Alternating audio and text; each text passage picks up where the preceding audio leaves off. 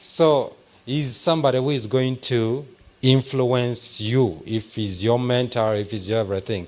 That is Dr. Milka Singh. Currently, Dr. Milka Singh worships from Musda.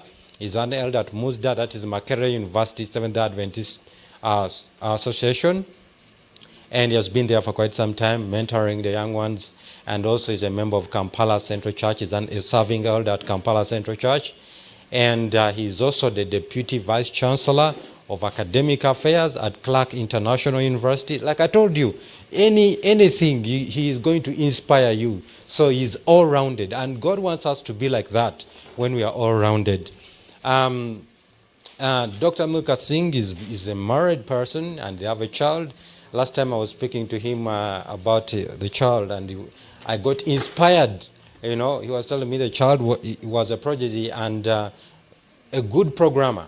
Right now he's at university and is a teaching assistant. Can you imagine when you're studying, at the same time you're teaching your fellow students, and you haven't completed school, but you're still teaching, So I think God wants us to be like that. God wants us to be above only and not below, heads and not tails. So basically that's a little bit. That's a little bit of what Dr. Milka Singh does. He's going to tell you what he does, and you'll be inspired. Dr. Milka Singh, we are humbled. He has been here at EMMAUS for quite some time. We have had weeks of prayers with him. We have had entrepreneurship breakfast meeting with him. This is the second one. This is the second year. Dr. Singh, we are now 2 years old. We are a church board. So we are no longer a Sabbath school like when you were there before. So now we are also men. We want, our idea is that we want to run. We want the church to be different. Most cases churches come for offertory and that's it. We want EMMAUS to be a brand. We want EMMAUS to have industries. We want EMMAUS to have transportation business, apartments, real estate. When EMMAUS is a brand, even supermarket. We want to have EMMAUS supermarket all over the chain. So, and we know that you're one person who can inspire us to reach out and succeed. Dr. Milka Singh, it is your time. Thank you very much.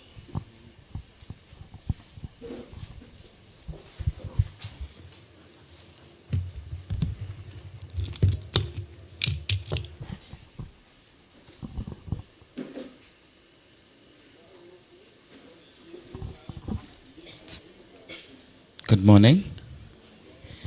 I'm sure you had the best Sabbath yesterday, and I thank God for this privilege of breathing once again on a new day.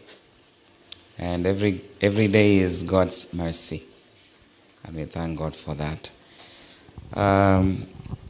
When Professor Sampson informed me, I think 2 months ago, I suppose, about I would say the second edition. The first edition we had last year, and today we have the second edition of the entrepreneurship series. We shall continue having this discourse because I always prioritize any discourse or any contribution to the church and church development.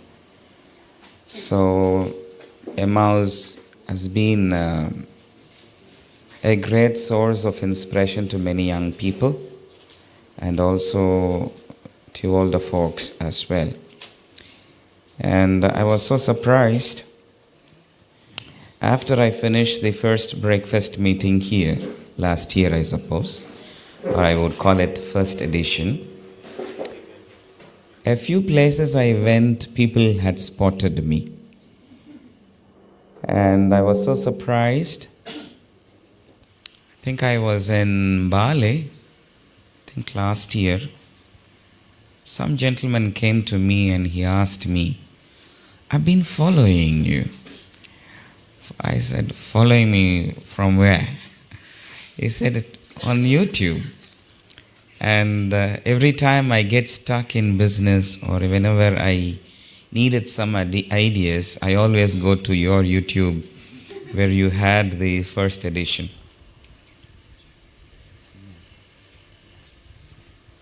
So I was so touched. I said, wow. And this guy is not an Adventist. Some strange guy who came to me. Then I think last year, or probably this year actually, professor called me and he said, there is some lady from All Saints Church who watched your breakfast meeting and she wanted to engage you at the All Saints Church, Kampala. And this is what I can remember. I think there were other few occasions where people had spotted me. Somewhere in the Ministry of Health, someone said, hey, are you the one who talks about business? I said, well, I don't know. Depends on what you refer to. So what I mean is, what you're doing as EMMAUS, irrespective of who the speaker is, I think that is reaching to many people. And I think today also, I am sure, it will be a blessing not only for you who have gathered here, but also to many thousands of people around that would help them understand what they are, who they are, what they do, things like that. And business is something that is very important. And one great consolation I have every time I talk to Ugandans or in Uganda is that Ugandans portray, or they have a lot of entrepreneurial traits. And it's a fact, it is a researched fact. Among the East Africans, Ugandans have more entrepreneurial traits, and which is something that's very, very convincing or maybe motivating. Why do we have more entrepreneurial traits compared to East Africa or East Africans? I would come out with many factors, but that's not the scope of today's discussion. I don't know if we could have the screen before I begin. And I actually intended to do, since this is a second edition, I wanted to do more scribbling work, give you a lot of work, because you have something? All right. So I will make you to do a few workings here and there, because I think I've spoken enough last time. I do not want to repeat whatever I said before. If you want to know, go back to the video on YouTube and watch, because this is the second edition. I will not repeat what I did last time.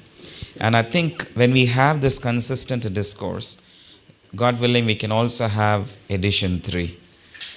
And and I'm so touched and I'm so happy when Professor Sampson says, EMMAUS is just not a church where you come as sinners, being convicted, cry out loud, oh, do what, and then you go away. It's more than that. Churches must become business. And I'll give you this scenario. Of course, at Musda, I'm proud to say, the Christian Pride, that have been there for the past, say, 12 years. And where we are right now, I always encourage young people to start businesses even when they are in school.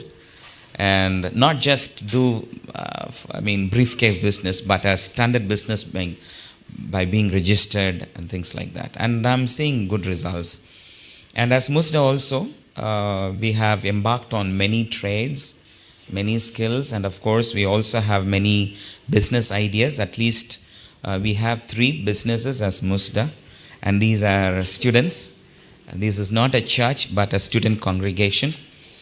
And Musda has 6 acres of land. I don't know. Musda is a group of students from Makerere University, but we managed to get 6 acres of land in Kayunga. And our vision is, of course, we have a part of land for agricultural purposes that will also feed Musda every time we meet. Like we have beans, sweet potatoes, you name it. And then we also have earmarked about 1.5 acres for fruit-bearing trees. And then we want to have, and it's a beautiful place with a good natural stream, so we also want to put up a convention center where every time people are fighting for EMMAUS Adventist Secondary School for their camp meetings. So we said, that must stop. Let's have a convention center in Kayunga where churches can have even 5 camp meetings at the same time. And we'll feed them from the vegetation or the farming work that we'll be doing from the same place. I'm so excited when churches get into business because that is extremely important. And we are also now launching a SACCO, Musda SACCO. And Musda soon, of course, with the help of associates. When I talk about Musda, it is not just the existing students, but also it encompasses thousands of alumni who had gone through Musda. So it's a big family. Soon, of course, we have a potential even to become a bank. Okay, Musda Bank. And it's possible. It's all that the spark, the idea. The moment you have an idea, and when you chase that idea, it will happen. So that's just a few remarks. But I'm happy, and as we wait for some of these ones, I think we'll also have just probably, I'm forced to recap what we did last time probably. I think I began with asking a question. Do you know that money speaks? Do you know money has a language? So can someone remember? Just in case. Yes. Exactly. Money speaks, and it speaks only one statement. It says, please keep me with you. What does that mean? Hold your money. Hold your money. Okay, that is the language money speaks. If you listen to that language, if you listen to what money speaks to you, we will not be struggling in life actually. Okay, so I took you through many business aspects and stuffs like that. We also had questions, and today I'm not going to spend more time talking, but we are going to work. I'm sure you may have something to scribble on, maybe a note paper or a notebook. Have it ready, because we are going to do some rough calculations here and there, because many times we remain poor because we don't use pen and paper. Are we together? Yeah, I thought this is an interactive session, so kindly be interactive. I'm not doing a divine service today. Okay, so be interactive. But we will reserve your questions whenever you come across, you are inspired to ask a question, make a note of it. We will have enough time towards the end to answer some of those questions. So today my orientation will be to find out how to ensure business financial discipline to be successful as an entrepreneur. Okay? To be successful as an entrepreneur, there are so many factors. Of course, when you go to YouTube, you'll have tons and tons of videos. And I've also seen young people running around looking for books, how to become rich, how to become wealthy, how to become what, all those things. But sometimes you may read and exhaust everything, but at the end of the day, you get stuck. You are not moving anywhere. It's like a treadmill effect. Have you seen a treadmill? No, you're at the same place, running, and then the speedometer or whatever the odometer will say that you have run 15 kilometers. Kumbe, you have stood at the same place. So many times chasing money is like a treadmill effect. So we will dissect factors that keep us on the treadmill. We will dissect information and lessons how we can get out of the treadmill effect. Because in business, in life, sometimes, I've also heard people come and tell me, but doctor, we have done everything possible, but nothing is working. I've tried this, I've tried that, I've tried this, people have told me this and that, everything I've tried, but nothing is working. It looks like we got stuck. Well, the problem is you. Many times we associate our problems with other factors.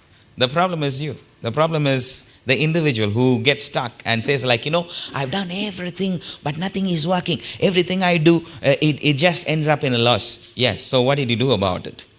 Did you do a post-mortem? Did you do a kind of an analysis? Those are the questions which we'll be talking about today.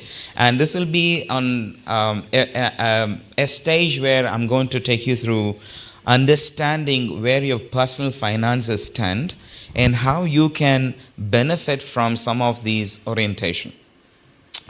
And when we talk about personal finances, I would like to know, by show of hands, how many of you are 100% entrepreneurs? I don't have a 9-to-5 job. I'm not employed, but I'm a full-time business person. Okay. Okay, very few. How many of you have an employment but also a side hustle? Very few. Okay. How many of you are intending to be an entrepreneur? Good, that's a good number. And I'm sure you'll be benefited today because some of them, they have advanced their lives into entrepreneurship, but you are just trying to figure out, how do I start? Where do I start from? Okay? So all those questions we will accomplish today.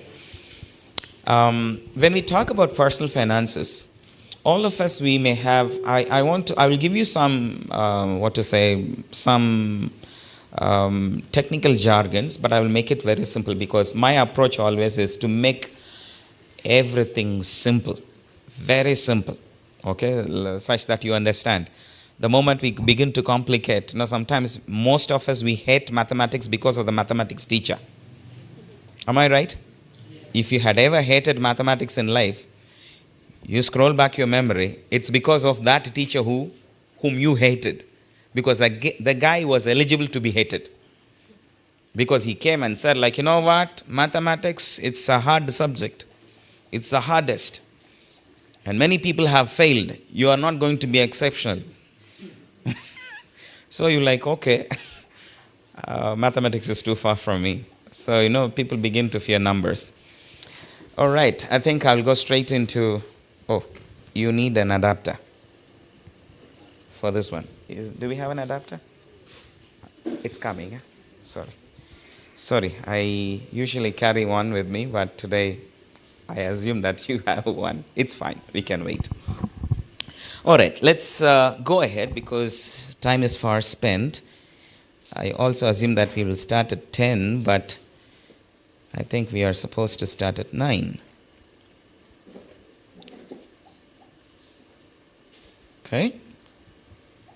Let me first take you through, I'll give you 4 steps or maybe 3 steps to understand the flow of money. Money, there is also another name for money, cash. Anyone?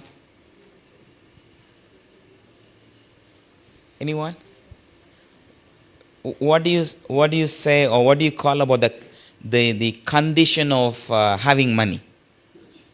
Huh? Okay, now in business terms? Okay, capital. Have you heard about the term liquidity? Yeah, liquidity. What is liquidity? Why is it called liquid? What is liquid, by the way? What is liquid?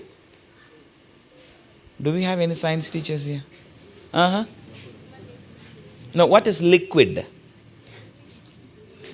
What is a liquid? Something that flows. Someone is Googling. What is a liquid? Something that flows, right? Liquid, it cannot stand in one place unless it is contained. Are we together? Liquid. So the best example for liquid is water. Milk is liquid. Juice is liquid. What else is liquid? Acid.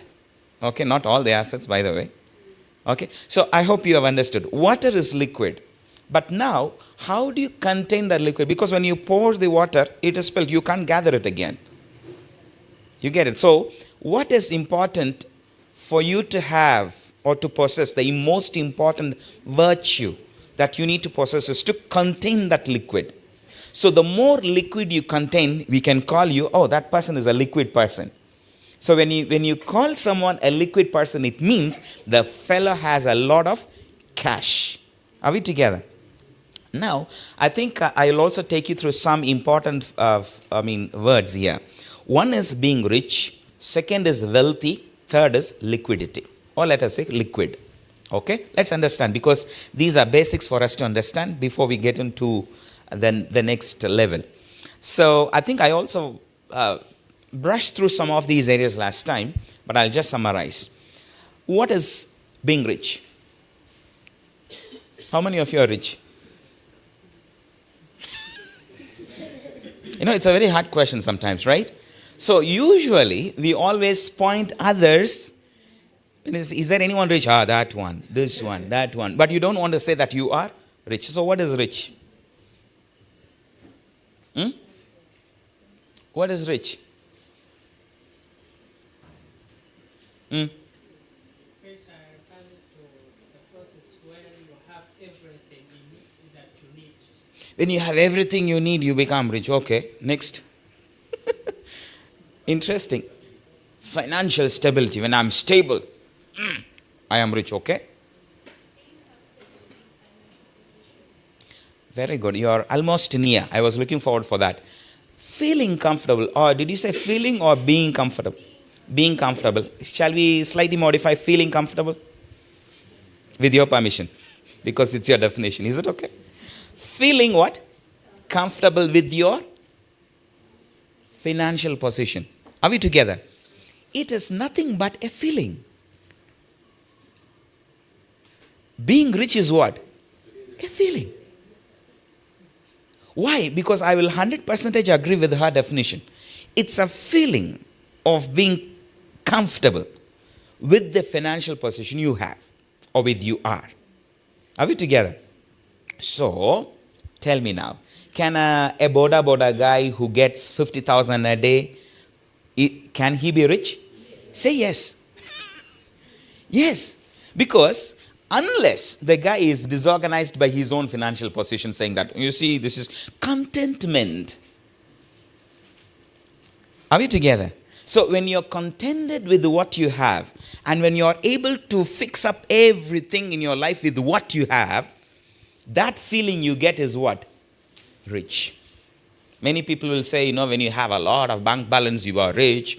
When you are driving a huge car, a very fat one with the 6 wheels or whatever, you are rich. No. You do not know what kind of a life that fellow is living. Now next is wealth. What do you mean by being wealthy? Are you an economist? Yes, go ahead.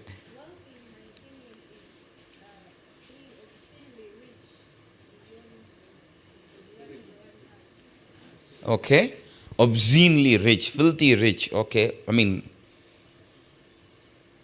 Dissect it further. You mean the guy has got enough money, more than what he needs, more than what he knows. That's a wealthy person? Okay. Anyone? Yes, sir? When you have both health and wealth.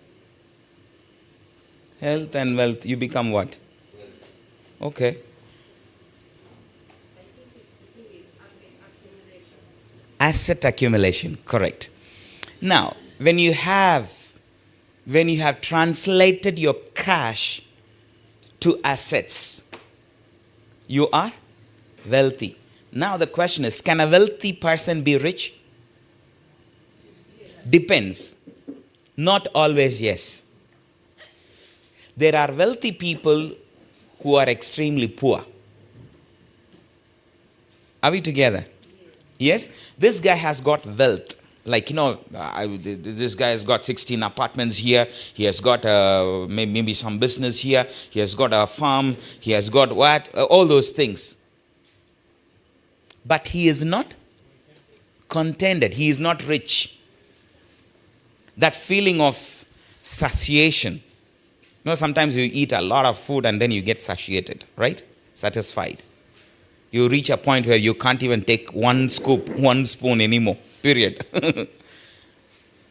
So a wealthy person is one who has converted cash to what? Assets. He's a what? Wealthy person. Now comes the liquid person. Who is a liquid person? Who is a liquid person? A lot of cash. A wealthy person need not be liquid. Are you with me? A wealthy person, assume the guy is wealthy, but in the middle of the night he got a heart attack. He doesn't even have 100,000 in his wallet. You get it? So to convert his whatever assets into cash, it would take time. He may have maybe 6 cars in his compound. But the liquidity, he is not liquid rich. Are we there? So the first word is what? Rich. Rich is contentment. You know how to manage yourself with what you have. That is being rich. So being rich is a feeling. Being rich is a what? It's a feeling. What is the second word? Wealthy. Okay, what is wealth? Conversion of cash into assets. So these assets, when a person has got too many assets, that person could be called a what? A wealthy person. But a wealthy person need not be rich. A wealthy person need not be liquid. Are you with me? Are you with me? So if there is a wealthy person, you may have envy. You may feel jealous about this guy because he has got too many cars, too many houses, whatever, too many properties. But it does not reflect whether the person is liquid enough or not. Are we together? So now, I've given you 3 words. By now, you should be able to figure out which category you belong to. Am I right? By now, you should be able to put yourself under one of these categories. Or do you want me to invent another category? Poor? I forced myself not to use that word, but probably because of popularity, I'm including another category called what? Poor. You see, let me tell you this. Poor and being rich, they are the same. They are the same. You can be rich and still be poor. You can be wealthy but still be poor. Am I with you? Huh? So, being poor is also where? In the mind. If you want to be poor, you can be poor. Even when you are rich. Even when you are wealthy. So, we are going to look at all these stuff. So, I'm excluding the word poor right now, but I will come to that during the presentation, in the middle of the presentation later. So, are you able to fit in yourself under these 3 categories right now? Yes or no? Yes or no? I will not ask you which category you belong to, but at least are you able, yes or no, by show of hands? How many of you are able to push yourself into one of those 3 categories? Don't force yourself. Are you able to? Because that is the first step. Eh? So what is the first word? What is the first category? Rich. Okay? So are you able to, at least 1 or 2 of you or a few of you, are you able to push yourself into that category? Yes. Number 2, what is the second category? Wealthy. Are you able to push yourself? Probably. Okay. So there is some deficiency there, right? Okay. Number 3. Liquid. Are you able to push yourself there? Depending on what you are. But the objective is, are you able to categorize yourself? Huh? Yes. But if you're still confused, you should pray about it. No problem. But is there a flash? I can transfer it.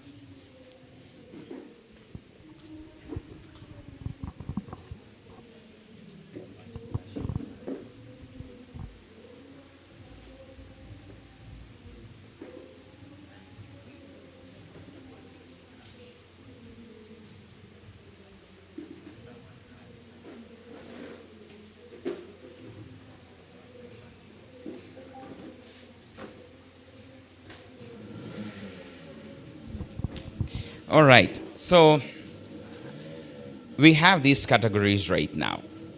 My brother, just a moment.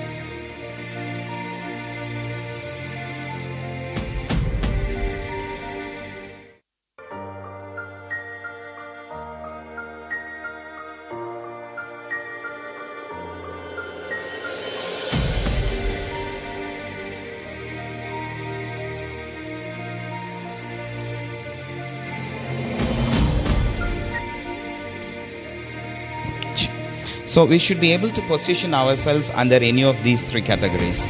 And deliberately, I avoided another category called poor. We will come to that later. Okay? So, being rich, wealthy, and liquidity. Now, in all this, what is key? What is important? The most important for our financial success or for anyone's financial success, either personally or in business, is being what? Now, this is where many businesses fail in Uganda. I've heard this in many places. People say in Uganda, most of the businesses that start, they don't even see the first anniversary. Or they don't, if they survive by God's grace the first year, they don't survive the second year. If they, by God's grace, if they survive the second year, for sure they will not survive the third year. For Ugandan business to go up to fifth year, it's a rarity. People have said this, and I don't have any proven statistics on that, but this is a general phenomenon. The reason is what? Liquidity. That is the reason why I want to focus more on that. And it is also a myth. It is also a myth. I want to underline that. It is also a myth that you will not be able to do business if you don't have cash. If you don't have enough money. It is a what? It is a myth. So how are we going to bust all these myths? How can we start something with what we have? What is the right time for us to start what we want to start? Those are some of the questions I will be addressing today. Okay? So many times people say that, I want to do this business, that business, and many times people get confused and they go around asking, what business can I do? Have you ever asked that question to someone? I have some cash, but I don't know what to do. When you don't know what to do, why do you go around? It's not like asking for Holy Spirit. Are we together? What business am I going to do? Please tell me. How? Are we together? So we'll answer some of those questions also. So how do we have this liquidity managed? All of us at one point of time, I've also seen many of you are salaried. So when you get a salary, okay? Now what do you do with that? What do you do with your salary?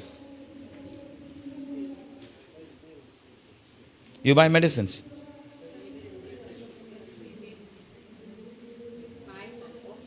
Okay. Okay. I love that last statement. In other words, when we get a salary, we just do what? Are we together? It's as if your salary is to spend. That is the first step to poverty. So what do we do? So what do you ask us to do when we get salary? So if we don't want to spend, what do we do? Okay. Let's break this down. Okay. When we talk about salary, if you're already renting, so one factor is rent. Am I right? Then the biggest challenge and the biggest prayer request is what? Every Sabbath, when there is a prayer request, at least a few people will say, please pray for what? Pray for what? Food. Okay. Third, transport. And what? Dress. Thank you. Dress. What else? Medical. Okay.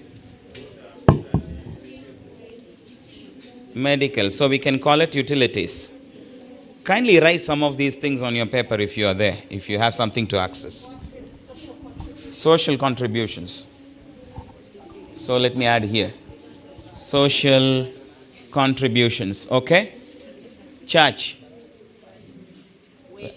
Wedding. Hey, everything is inclusive, including funeral. Eh?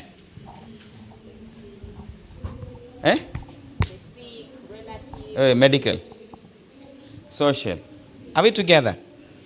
The moment you get your salary, all these things knock at your door. Hello? Am I right? Yeah? So, the fundamental problem that we have is this mentality. Salary is to be spent. In other words, the moment you get money, it has its own expenditure. Am I right? The moment someone gives you a million shillings, you already have plans for that.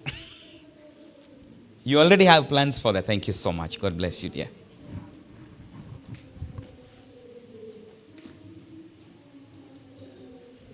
You already have plans for that.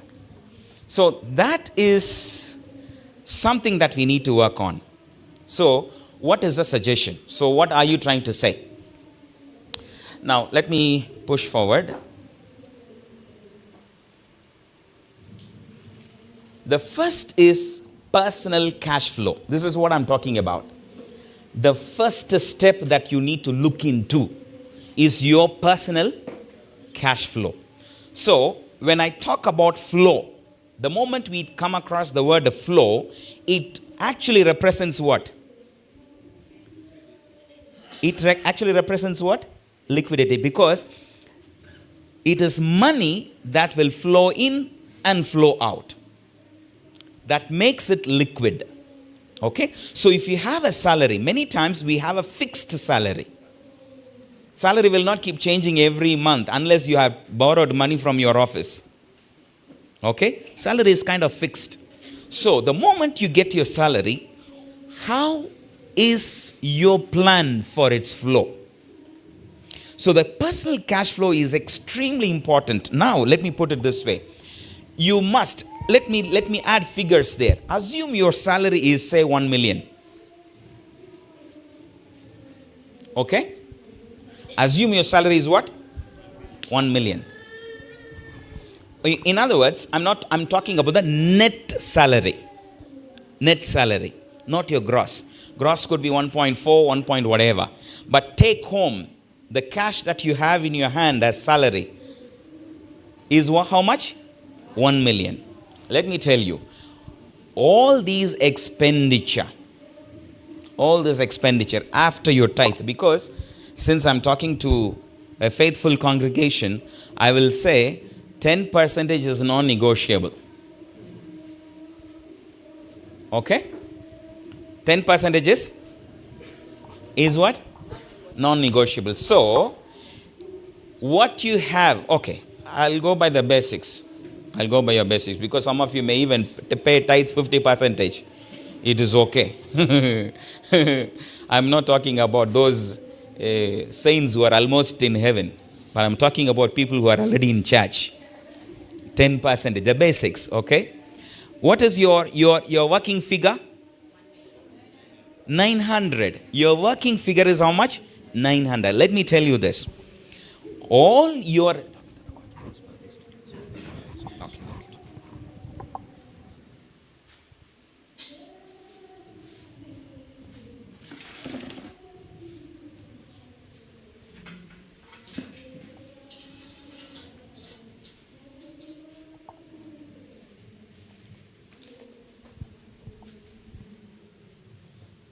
Okay.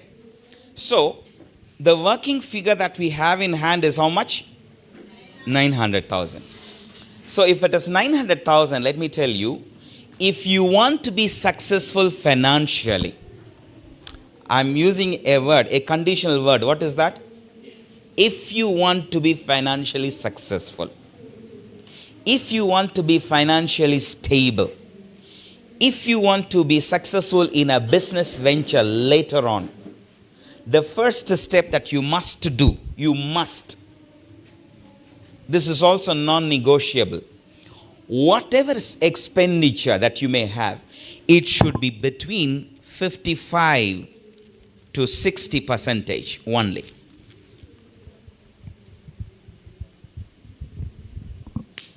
Is it shocking?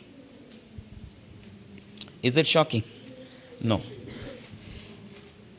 Let me also put that one again to stress my point. If you want to be successful financially, if you want to be successful in your entrepreneurship dream, if you want to be successful in being financially stable, in the total income that you have,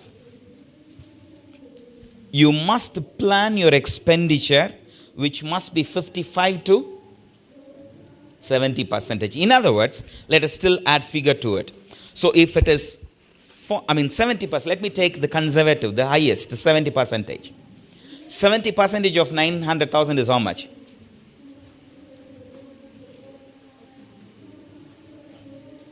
Yee.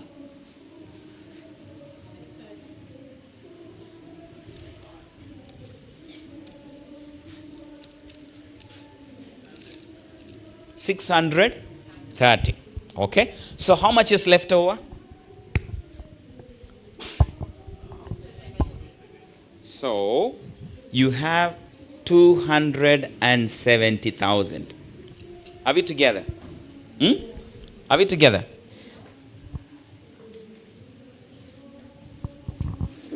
Yes? Are we together on that? Okay, let me explain again. Let us pay attention because I'll be using a lot of figures today and I want you also to work on your paper. Okay? Now when you go home, put your actual salary and work out. But for our working, we are using a flat figure of 1 million. Assume that your take-home salary, your net salary that you receive in hand, or the money that the employer puts in your bank is what? 1 million. I told you, since I'm talking to a faithful group, 10% is non-negotiable. So I'm removing that. Okay? So the working figure is how much? 900,000. So out of the 900,000, this is a thumb rule. This is a thumb rule. If you want to be financially stable, if you want to be successful in your entrepreneurship dream, you will have to force yourself to keep your expenditure. You have listed down everything. All these expenditures must be strictly in between 55 to 70%. So if your take home, if your working figure is 900, you must spend only within how much? 630,000. 270,000, keep it aside. I'm going to talk about this 270 later on. Are we together? So the 260, don't even touch. So what should you do? Put it in your bank account. Are we together? Put it in your bank account. I'll come to that later. So you need to understand. So if you are unable to bring your list to 630, listen. If you are unable to bring all these, whatever shopping list that you have mentioned here, if you are unable to bring within the 630, what must you do? Go and write down what you can eliminate. This is called elimination principle. I'm talking to those who want to be successful financially. Many times people always ask me, but you guys from the East, from Asia, you come with just 2 suitcases and within no time you guys just flourish and you buy supermarkets after supermarkets after supermarkets after supermarkets. This is no rocket science. I'm giving you the secret right now. Are we together? How are Indians able to flourish very fast with their broken English? Some of them have bad manners. But in spite of that, how come these guys are super rich? I saw where is Morris? He has left. Okay. He must be knowing now. These guys are super rich. How? And when you look at the history, all of them, I would say all of them, they started from zero. Zero. I can give you an example of the one Airtel. I don't know if I gave you this example. The owner of Airtel is called Mr. Mittal. In the 1980s, he was a graduate like most of you. Just a graduate, fresh from the university, nothing, no money, nothing. Average family. He had access to $500. How much? $500. Now, he was consistent because in his dream, he wanted to establish one of the super telecom companies under the sky. That was his dream. So, with the $500, what can you do? Nothing. So, he got a contract, a subcontract. Have you seen some of these guys digging trenches all over Uganda right now, laying cables? Now, this is happening in Uganda in 2024. This happened in 1982 in India. So he got a subcontract to dig trenches and lay cables. Are we together? So this guy laid cables. So the subcontract work that he got was only for 2 kilometers. Only for how many kilometers? 2 kilometers. The guy, immediately he got the manpower. He finished the work within 5 days. The contractor was, you could do this fast. I'll give you another 10 kilometers. So he dug another 10 kilometers, laid cables. Record speed, record time, he finished. The guy got another subcontract for 500 kilometers. Now the 500 kilometers became 5,000 kilometers. And he became the sole contractor for half of India. The guy started laying cables all over the country. When I talk about half of India, the state where I come from is as big as Uganda. The state. We have 33 states. We have how many? 33 states. Let me also explain to you how crazy this country is. If I had to travel from one tip of the country, when you look at the Indian map, it's like this. Have you seen? Have you seen? It's like this. Okay, it goes up. Now from this tip, because I come from a state like this, the southernmost part of it, if you had to travel from this tip to the northern tip, it takes 4 hours by air. Did you hear it well? Did you? If you had to travel by road from the southernmost tip of the country to the northernmost tip of the country, it will take 12 days. You can also travel by superfast trains. Superfast trains. If you want to travel by train from the southernmost tip to the northern tip of the country, it takes 7 days and 6 nights.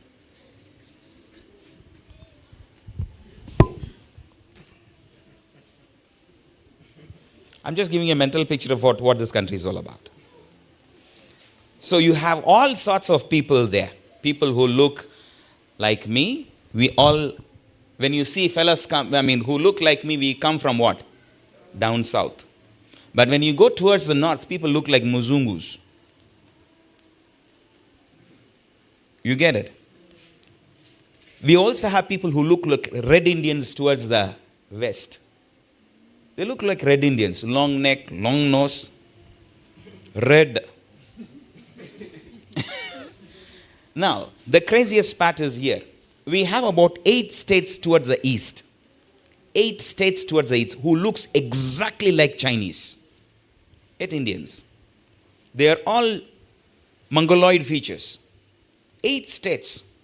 And this country, we border with Pakistan, Tajikistan, Kazakhstan, Russia here, Nepal, Bhutan, China, Burma. That's not the scope of this discourse, but I'm just giving an idea. Mittal got a contract for half of the country to lay roads. To lay the cables. This is called infrastructure building for telecom industry. To cut the long story short, the guy started a mobile telecom company. The first company that he started was Bharti Airtel. Bharti Airtel. So that was the first time, GSM was coming into the country. 1996. GSM, the first GSM mobile communications began in the country in 1996. The guy becomes a telecom service provider. By the time he sets up base substations, those masts, they are called technically base substations. Each base substation can cost about $4 million. He didn't pay even $1 towards that. All these were subcontractors. So the guy started moving ahead and ahead until the guy got an ambition to become the world's largest telecom service provider. That's when he came to Africa. Are we together? At that time in Africa, we had, if you remember well, the first service provider was Celtel. And it also became a generic name. Oh, that guy has a Celtel. Kumbe, that is a company. Yeah, Celtel. Celtel became Zain. Zain took over. Zain is an operation from the Middle East. So Zain came and took over the operations of the complete Celtel operations. Then later Zain also couldn't survive. Who took over? Warid Telecom. They're also a Middle East company. Warid took over complete Zain operations. Now Warid also could not continue because they became so worried with the business. They didn't know how to handle African market because they started importing people from different countries to manage the business operations. So Warid became worried. So they had no other option than to sell it. So when the company came on sale, imagine, in the whole history of mankind, I said in the whole history of mankind, the first business transaction that happened on all cash transaction was Bharti taking over Warid Telecom of Africa operations for $12.8 billion. $12.8 billion. All cash transaction. Do you know what it means? Bharti, Airtel, these guys, they have a fleet of aircrafts. They had to carry the cash. No bank transfer. It was not a bank transfer. It was not a check. It was an all cash transaction. 12.8 billion. I don't know how many days they took to count this money. But this transaction happened in Dubai. Aircrafts were flown with full cash. The first ever cash transaction to happen on such a massive scale under the sky. Bharti. Now, as if it was not enough, Mittal had another vision. He said, now, I don't want to be another telecom provider, because his dream was to become the world's best and the first. So, he came out with a bid to take over MTN. Are we together? He came out with a bid to take over MTN in the entire Africa operations.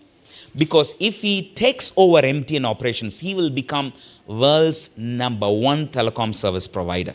In fact, the entire universe. I don't know if there is any telecom service provider in other planets or whatever, but as far as we know, he will be the largest telecom service provider in the whole universe. So now what happened? Okay, let me not go into that story. Okay, but you have understood. But it did not materialize later because of corruption by Jacob Zuma. Because MTN's major shareholder is South African government. So he went and gave money to Jacob Zuma. Jacob Zuma went to the parliament. Julius Malema hit him hard. Okay, that is a big history. Okay, so unfortunately he couldn't take over. If he had taken over, Airtel by now would be the world's largest. As we speak right now, they are number 3. The first is China Mobile. Second is AT&T in America.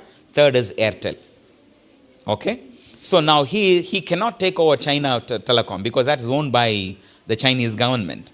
AT&T is also American Telegraphs. It also is not possible. So the only possibility still he is trying. I'm told that the guy even came to South Africa recently to lobby such that he can take over MTN. So the guy looks like he will not retire until he takes over MTN. So yellow will become red. I'm not political anyway.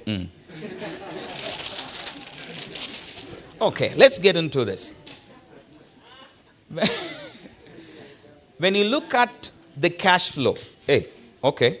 So when we look at the cash flow, I hope you've understood that, correct? So that is the first step. So what you need to do, if you're unable to fix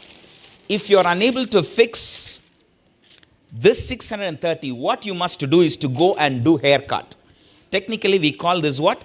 Haircut. What is a haircut? Removing expenses mercilessly.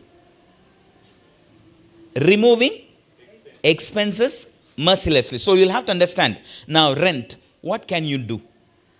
Give me suggestions. Shift. You have a 2-bedroom house. Do what now? Go to a 1-bedroom house. Why? Because your target is what? You cannot afford to spend even 1 shilling beyond what? 70%. So what should you do? Shift. Next, what else can be done? If you can't do anything about your rent, what is the next? Am I with you? Am I with you? You will have to do mercilessly haircut on your expenses. If you're going out for Kwanjula, stop. If you're going for wedding ceremonies, whatever, what should you do? Stop. Social contribution. You want to bury everybody who is dying in your clan. Are we together? Do a massive haircut mercilessly. And you know, this is the hardest part for Ugandans. Are we together? This is the hardest part, but you will have to force yourself to do a haircut. So the moment you do, I don't want to suggest anything, but you are the best person to decide what you can do. Because you have a better idea on how to do the haircut. Are we together? I found another one here. What is this? Cut it off. You're not going to be naked anyway. You already have enough dresses. You have already enough shoes to wear. You have enough furniture at home. Live with that. Am I with you? Have you lost gas? Are you with me? Yes. So, do a haircut such that your focus must be what? 270. What come may. It may be hard, but begin. Okay? Let's move to the next one.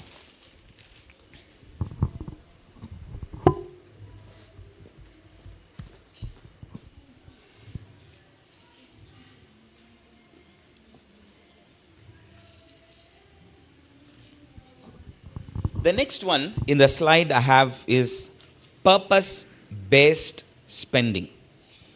Or in other words, purposeful spending. What does that mean? Purposeful spending. Now you remember, I'm just carrying forward the 270 here. Okay? And you have spent 630,000.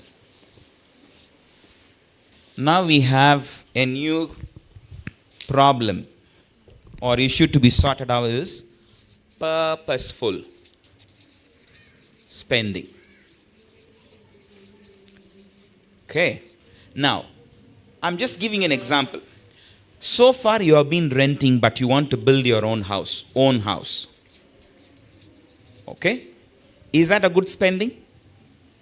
Yeah, it's a good one. It's a good dream to live in your own house. Okay, that's a good one. Number 2, you want to start your own business. You are tired of working for somebody. You're tired of side hustles because it's not working well for you. Because by the time you finish your work and come, people have already eaten all your eggs. Because usually side hustles doesn't work for you. You do this, you have a supermarket, you come, they say, there is no sale the whole day. Okay. You have a mobile money somewhere, you put someone, you say, that one is my cousin. She eats all the money. She even tells you, see, sir, I gave 50,000 instead of 500,000. Or I gave 500,000 instead of, I put 10 extra, finished. Your profit for the next 6 months is gone. Have you experienced that? You have a side hustle and you put your muko, you put your jaja there, you put your zenga there, your whatever. They mess up everything, your happiness. You're finished. Have you experienced it? Yeah? Let me tell you something. If you want to start a business, and if that business is the first business for you, never and ever control it through remote. It will never flourish. Should I repeat? If you want to start a business, never think that you can manage it through remote. Never. And that is your first business. Oh, my sister is unemployed. She just finished school. Okay. So I gave her the business. Now, whose business is that actually? Your sister's. It's not your business. I'll give you 2 rules to start business. I'll give you what? 2 rules. Number 1.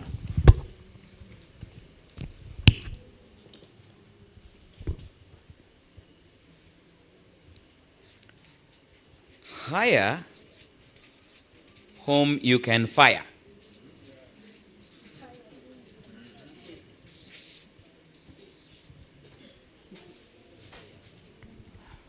These are rules, non-negotiable. Non-negotiable. Hire whom you can fire. Now, when you hire your sister, the day you fire, you will be on fire. Someone says, my sister-in-law, this is my sister to my wife. Okay.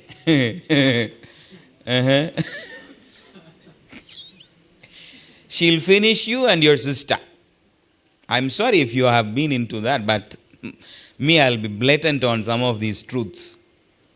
You can't even go to that person and ask for accountability. Ask her, what business did happen today? Can you come out with all the sales? She'll say, do you know that I am your wife's sister? If there is anything you ask my sister, don't ask me. Can you fire her? No. The day you fire her, your wife will fire you. Am I making it clear?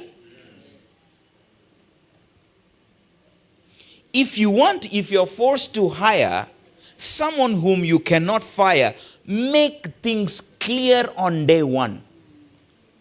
Make it very clear and stick to it. Tell him or her, tell her, look, every day at 6 o'clock I will ask for accountability. The day you don't give me, I will send you out and your sister also out of my house. You make things very clear. And be there at 6 o'clock every day to demand accountability. The day you forget, you'll be finished. Am I speaking? This is also one reason why Ugandan business don't see the first year. I brought somebody from the village. The guy can't even count to 2,000 shillings. 2,000, he says 20,000. 20,000, he says 200,000. Have you come across such human beings in Uganda? The guy can't even say 20,000. He says 200K. And when you are supposed to pay 200K, he says 2,000. Then you'll flip 2,000 and give him. No, he writes then. Have you come across such human beings? Now you want to run your business with such human beings. Now you want to become rich also. With such people? Rule number 2. Inspect what you expect. Don't expect from what you don't inspect.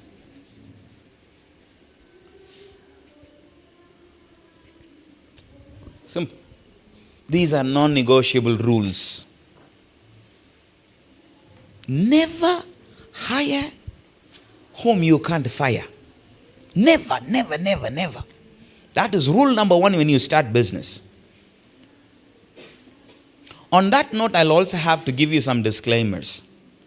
You see, in our church, we have some people who don't have jobs. Okay. Me, I am starting business, so I'm employing my church member. You see, we are in the same class. What class? Sabbath school class. Okay. We are schoolmate. Which school? Sabbath school.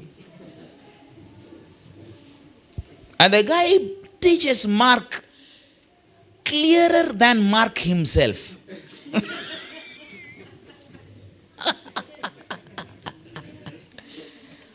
Don't take me wrong, but you can quote me anywhere. I don't care. Be careful when you recruit a church member. Have you heard? I don't want to be politically correct, and I don't mince words. Are we together? Because the guy, when you recruit him on a Monday, he'll come and say, you see, there is a week of prayer coming, so I'm going to church now. I'm the one to organize. But who will take care of the business? Eh? You sit. Me, I am a church member. Repeat. Sebo. Repeat.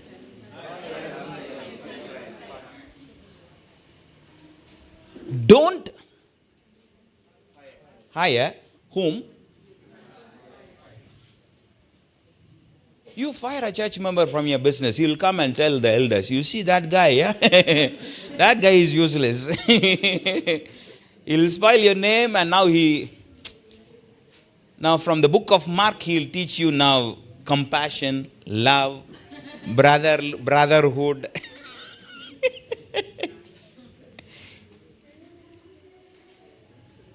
I'm telling you. And never be careful. I'm not saying that all the church members are wrong. Am I with you? Apply discretion. That's why God has given you something called brain in your head. Apply what? Discretion. Test that fellow. Never and ever use anybody without testing that fellow's credibility and integrity. He may be a church member, but in church, not everyone is a church member. The book of Job, chapter 2, verse 8. What does it say?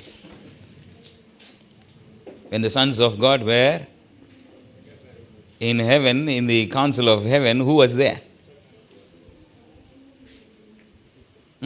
So be careful. Apply discretion. Use your brain at that time. Never led by emotions. Never be led by emotions. Oh, he is a good singer. He is a pianist. He is what? He is that. He will be superb. When I employ him, he will keep on singing from morning till evening, and all the customers will come. He can pray well, and the Holy Spirit will be too much in my business. He'll finish you. Apply what? Apply what? These are non-negotiable. Be very careful. I always get a lot of requests. Elder, I am a church member. Immediately my brain will switch off. Okay, so I'll give you a preaching assignment. But elder, you see, I am suffering. Okay, suffering with what? Poverty. Okay, so what do you want me to do on that? You see, I'm looking for a job. Okay, go meet my HR manager. Am I with you? Because it's our business. You may kill the entire business and the 300 families. Because you know how to pray.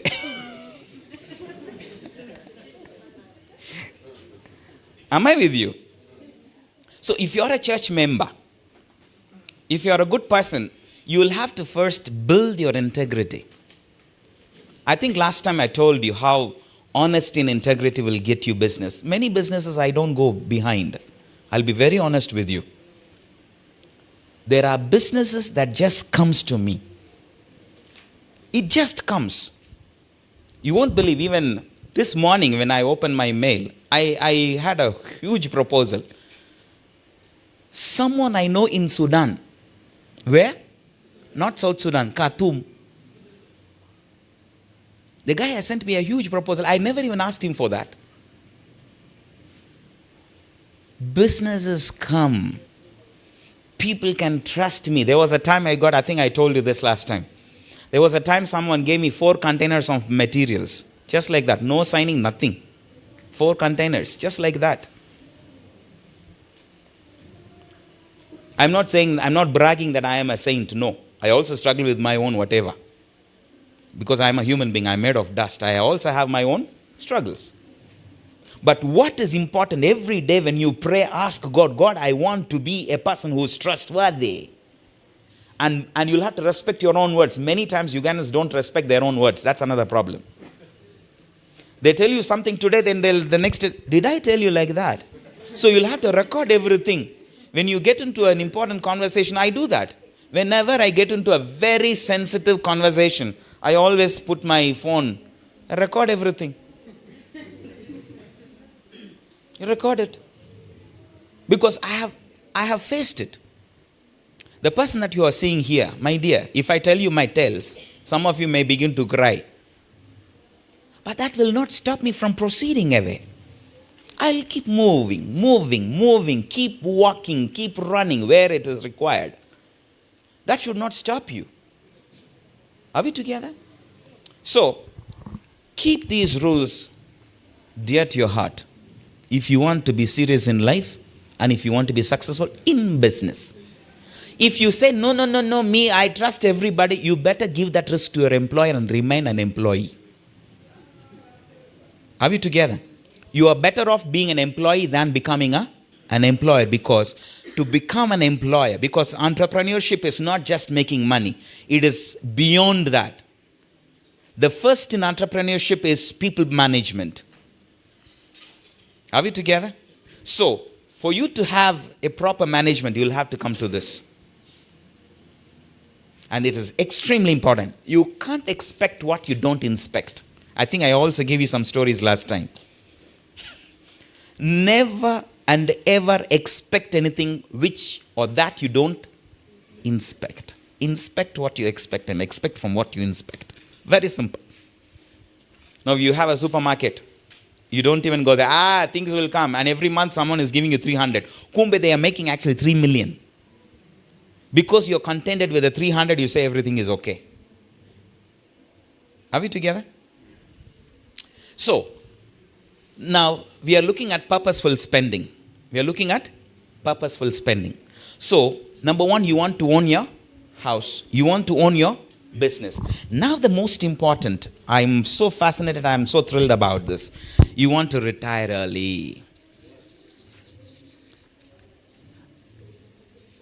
Are we together? You want to retire early. I'm going to explain these 3 very, very clearly. Listen to this very carefully. All of us, we want to have our own house. Whether it is a small house or a big house, it must be your own roof above your head. Correct? Assume that you need, say 50 million. Can you build a house within 50 million?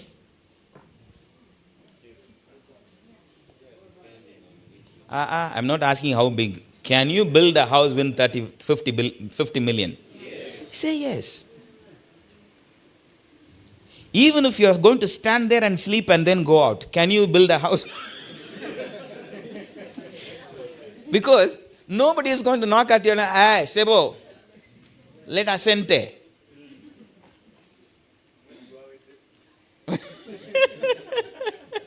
It's your house. You can pee this side, you can sleep here, you can do whatever, and then you walk out and this is your house. Correct? 50 million, it's okay.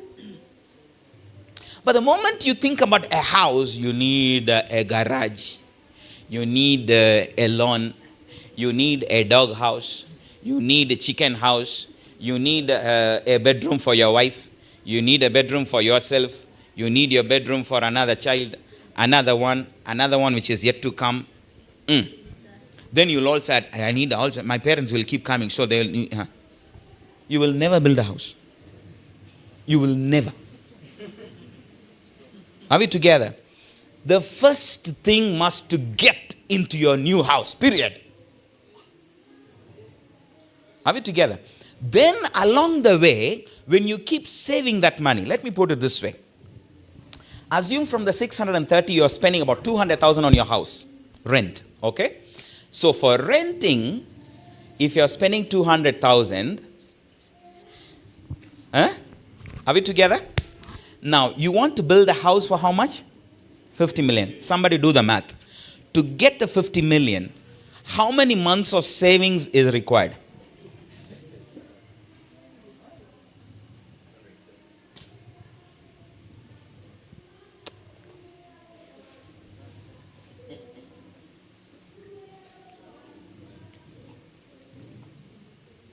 To get the 50 million, how many months of saving the 270? 186 months. Break it down into years. It should be around 14, 15 years? 15 years, correct? 15 years. Now, imagine you need 15 years of savings to get your house. Now, for you, it appears as if, I'm giving up.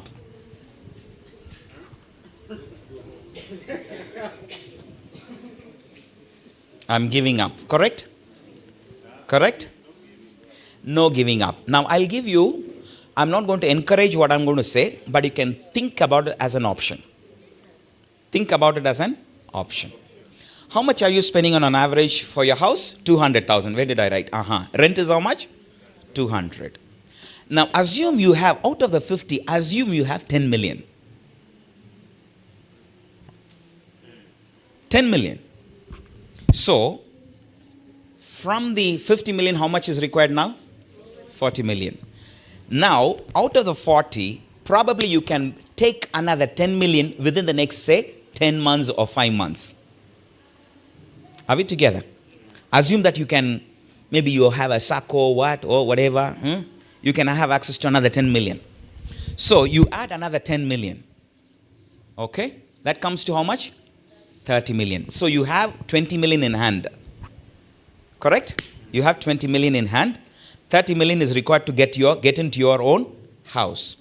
At that point in time, look for options, including a salary advance within your own company, whatever, whereby your interest and capital should not be more than. Am I with you? Am I with you? You will have to access funds. Usually I don't preach for getting loans. But I'm teaching you how to manage a loan which is called manageable risk. There are two types of loans. Manageable risk, unmanageable risk. Calculated risk, uncalculated risk. I'm giving you an option to have or to handle a calculated risk. Which risk? The capital and interest in a whole month should not exceed the rent that you're paying currently. Are we together? So, if you are able to do that, when you have access to the 30 million, now you have 20 in your hand. Don't wait too long and put one brick after the other every month. Try to finish the house within 45 to 60 days. Because you have the 50 million in hand. The more you delay, you'll be finished. Even if you had not plastered, move. You will sit there and plaster and sleep. Are we together? But it is your house. Whether you have plastered the front room or not, nobody cares. Are we together? Now, getting that new house, will it burden you every month? Why? Why will it not burden you? It's your own house, and even the risk, it is well within the. Are we together? Problem will come when you take a loan and when it is 500 or 600,000 per month. Let me repeat it. Problem will come when your monthly payment towards a house is more than 500 or 600,000 and you will be forced to live within 300. Am I making sense? Am I making sense there? This is something that is extremely important. Are we together? Now, if you want to retire early, okay, now owning business. Are we together on this, owning house? See, I have not exhausted everything, but at least I have given you a trajectory of thought where you can think through how to manage your risks and how. Are we together? The second is to own a business. Now, let me tell you, if you want to own a business, my rule to you is never and ever borrow to do business. Never, never, never, never, never, never. I said never borrow money to do business. Why am I saying that?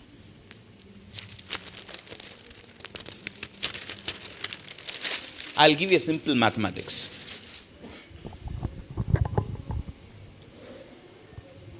Assume that you need, let me take a conservative figure of 50 million to do your business. Is that okay? Is it okay? 50 million. You need 50 million to do business. How much do you have? Nothing. Okay. Some of you may have 10 million. Okay. That's fine. Now, if you want to borrow 50 million from the bank,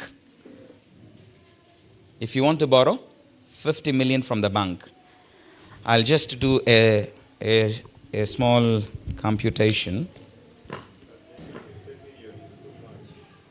It's too much, eh? Is it too much? Let me scale it down to 10 million. Because this is an example. Okay? Assume that you want to do business and the business requires 10 million. Simple interest by the bank. Simple interest by the bank today, as we speak, is 18%. The commercial rate is how much? 18%. Now it also depends where the tenor. How long do you need this money? Is it 1 year, 2 years, or 3 years? Let us take a conservative 2 years, 24 months. Am I with you? Am I with you? Please understand this. This is very, very important. This is very important, very important. So, the commercial loan is 18%. So, in a year, you will pay how much towards interest?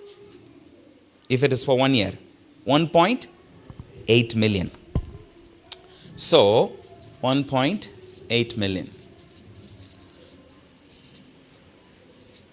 1,800. Okay. So, the total principal and interest shall be at the end of the year 11,800,000. Am I with you? Now, let me make it very clear. If your business, now before you embark on this, you will have to understand what is your net profit from the business. Net profit, not gross profit. So what do I mean by net profit here? Assume that you are going to run a small shop, okay, for 10 million, okay? On a daily basis, if your sales is 50,000 and your profit is 10,000, okay? Your sales is 50,000. Your sales is 50,000. Your profit is 10,000. This I will say gross profit. So what is gross profit? Now, when I say 50,000, 40,000 goes back to the capital. So the 10,000 is your gross profit. Now, this 10,000 is what is going to cater for your rent. That is what is going to cater for the salary, utilities for the business, and any other overheads. Assume that all this will amount to 6,000. and your daily net profit is how much? 4,000. How much will you get in a month? 120. If it is for 30 days. Times 30, it is 120,000. What is your interest for that month? 100. Let's say, actually, if it is, if it's 18%, someone divide 1.8 million by 12 months.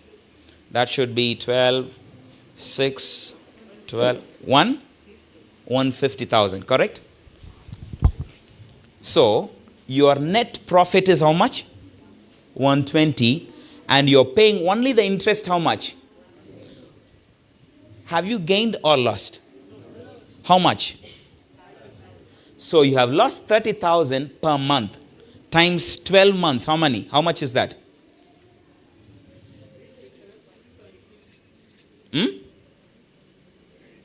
360,000.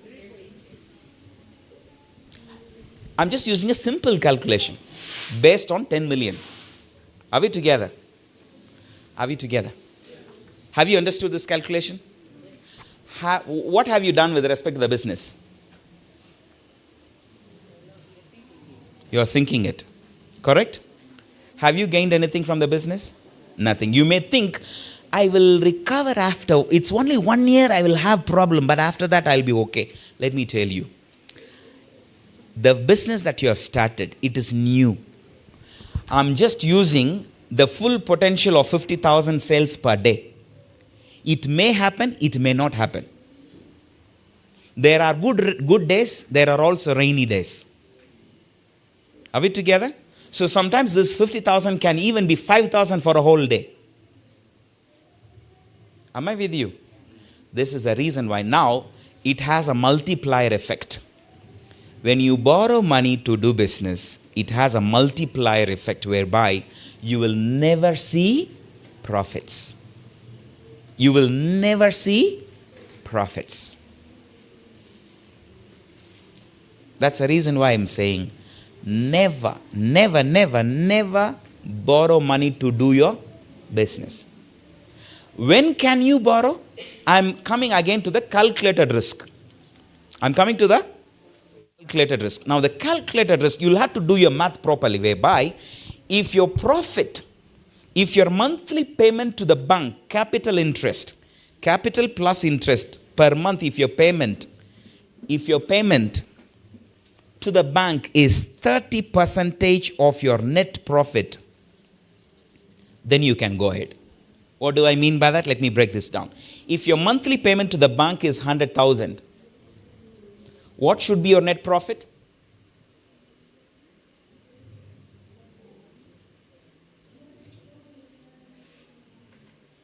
Are we together? If your monthly payment to the bank, which includes capital interest, is 100,000, I said this amount should be only 30% of the net profit. Net profit after all deductions, including taxes, rent, payment, everything. What is left over is called the net profit. So from the total net profit, the bank payability must be only what? 30%. So what is the 70% there that you need to include here? Somebody do that. 800?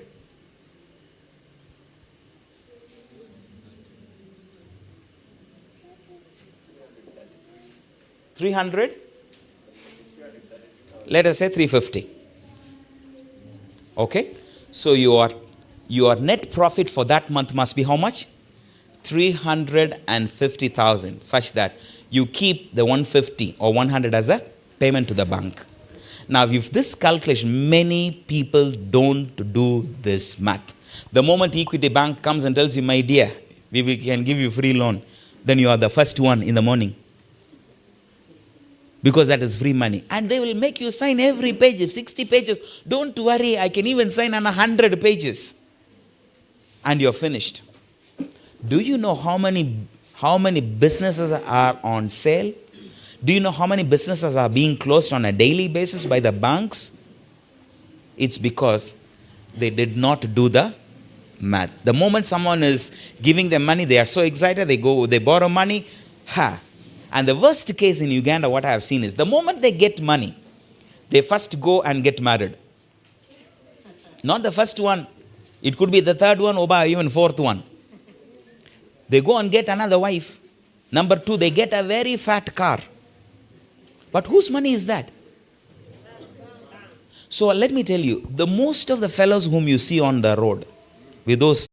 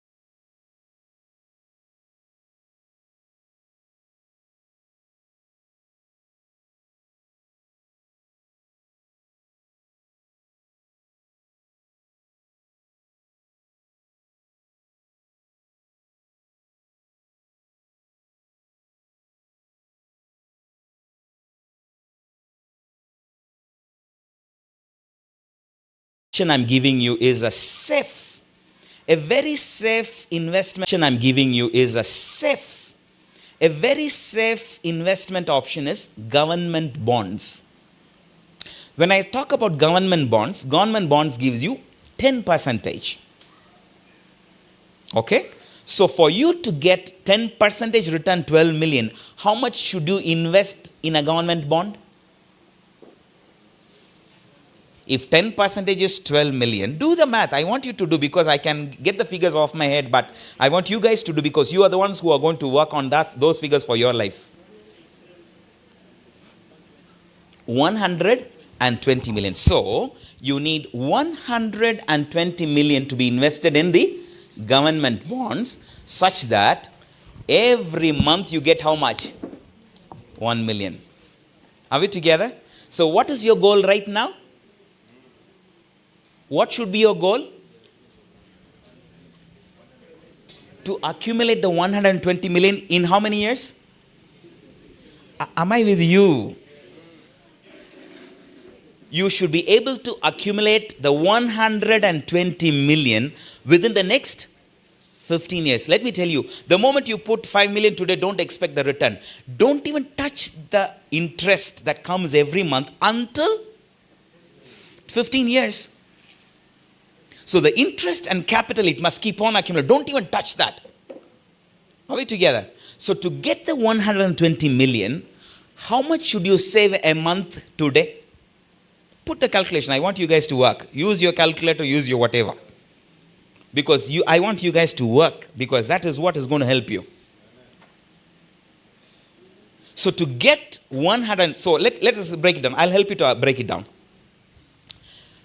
You have 15 years, am I right? Let's now take into months. 15 times 12, how much is that? Because each year has 12 months. Times 15 years, how much? 180 months. Now, you divide the 120 million by 180. 120 million divided by 180. How much is that?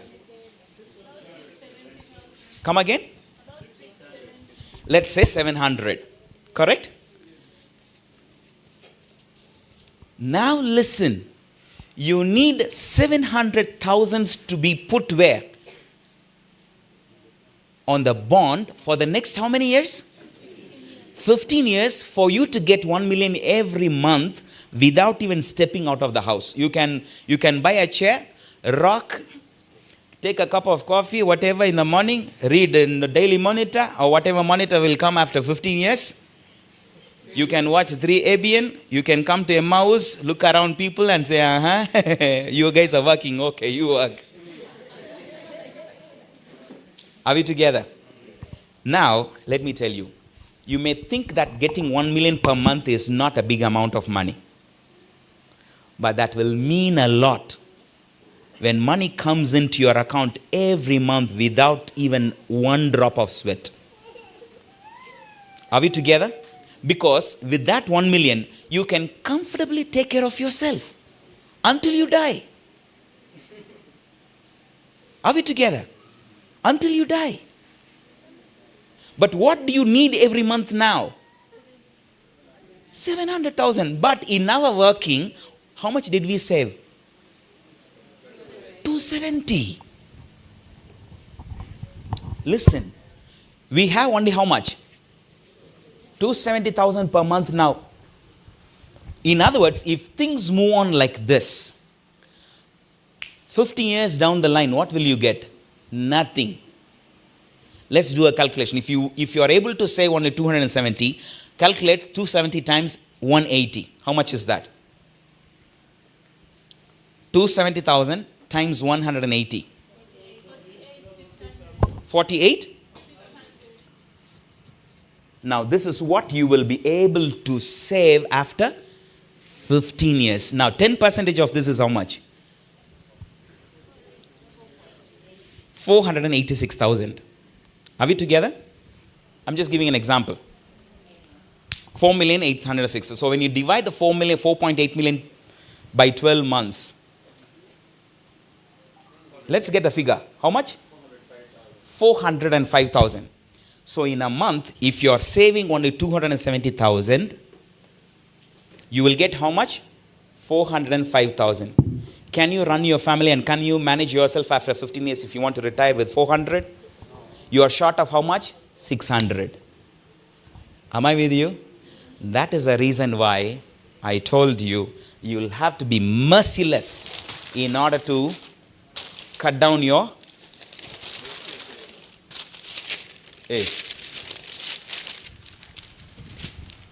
I hope you got the point, right? What should you do? Merciless haircut. Now, even after you squeeze yourself, you do all the haircut, you are not able to save beyond the 270. That is the time now you will have to open up another stream of income. Are we together? Open up another stream of income. If your job, if you are employed and if you are working from 9 up to 5,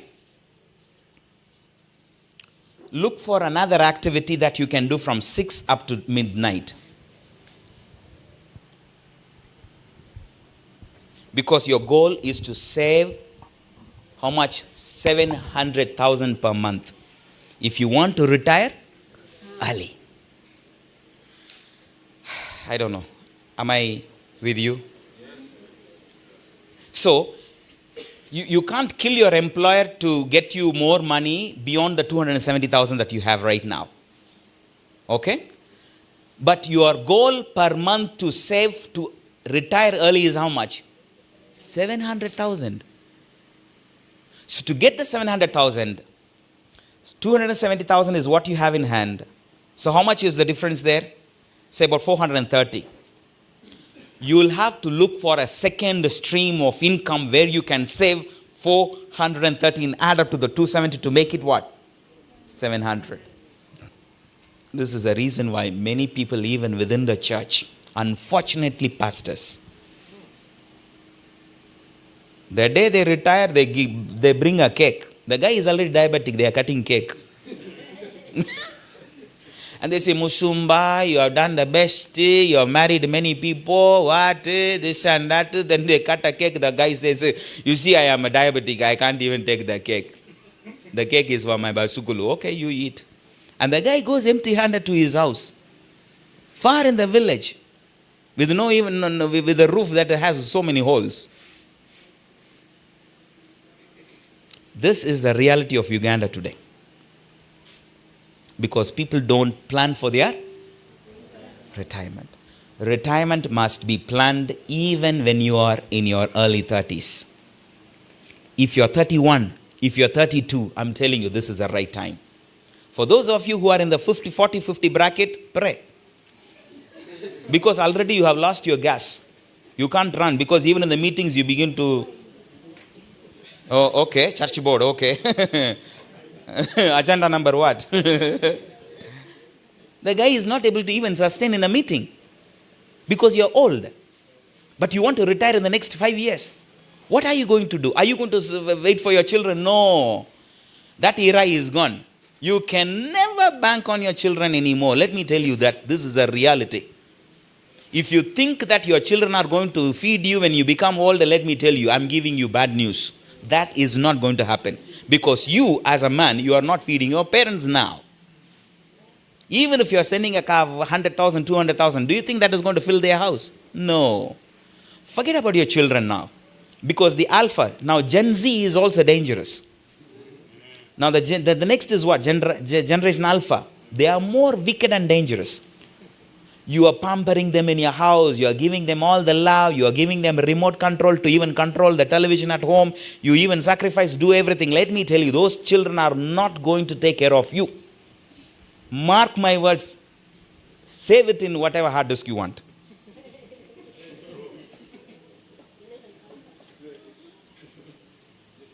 Let me tell you, those kids who are in their 7-year, 8-year, 10-year now, you will find their true color when they grow. 100%. I'm not giving you any exception. I'm not giving you exception. You are showering all the love on those kids, but those kids are not going to take care of you. I can bring a document I can even sign now. That is a reality.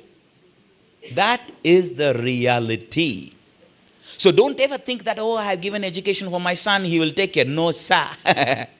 He will come only for your burial.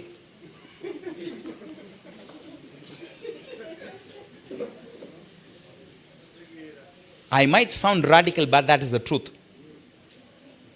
That is the truth. So, people who are here and those who are online, listen to this.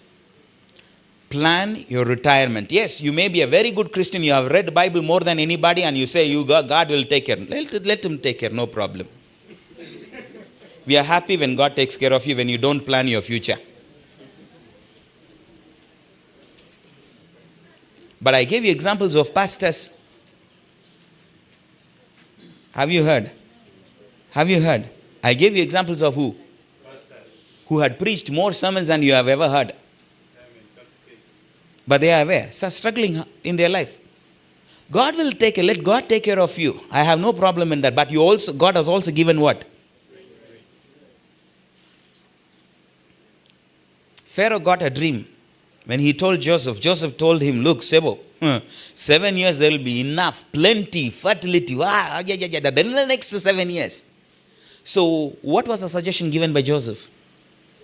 Store. Book of Proverbs, the Bible is very clear. Listen and go and learn lessons from the ants. Ants. A whole human being to sit with an ant and reason out and say, okay, what are you doing? What does the ant do? They store. For what? The time of need, the rainy season. Am I with you? So, whatever we are talking about, if you're too religious and say, for me, God will take care, let him take care. I have no problem. But God has also what? Given you brain.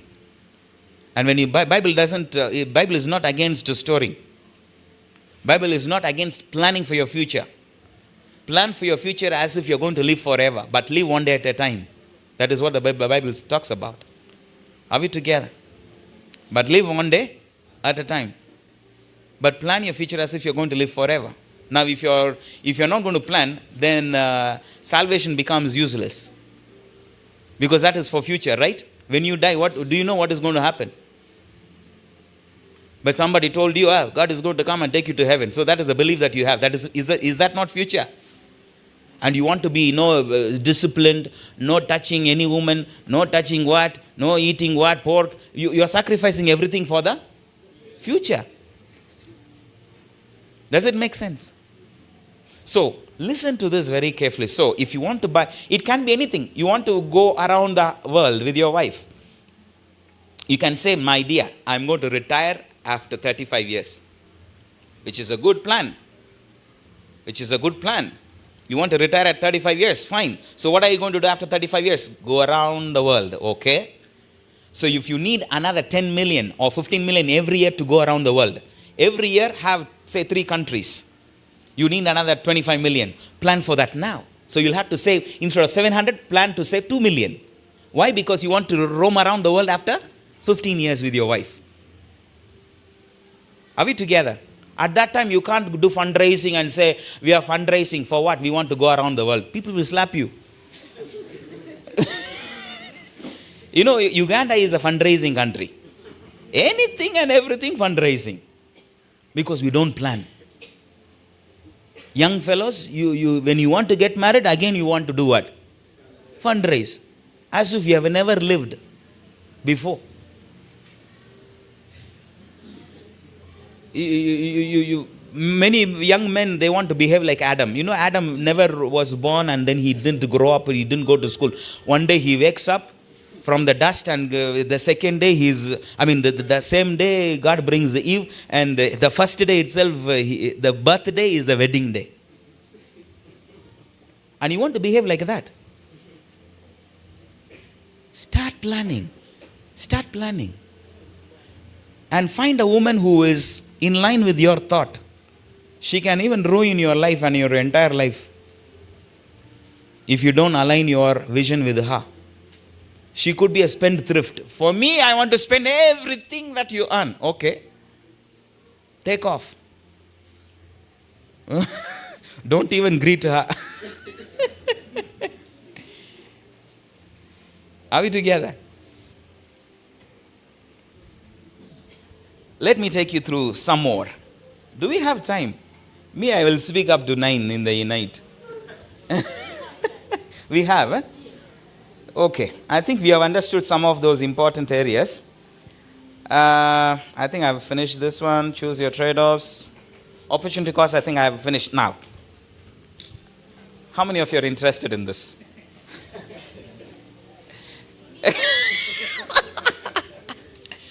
What keeps you poor? What keeps you poor? The first section, whatever I've discussed, how many of you have understood? Of course, we are going to have some question sessions towards the end, even on the section 1, but we are getting to the section 2. And I think this is also something that is very interesting.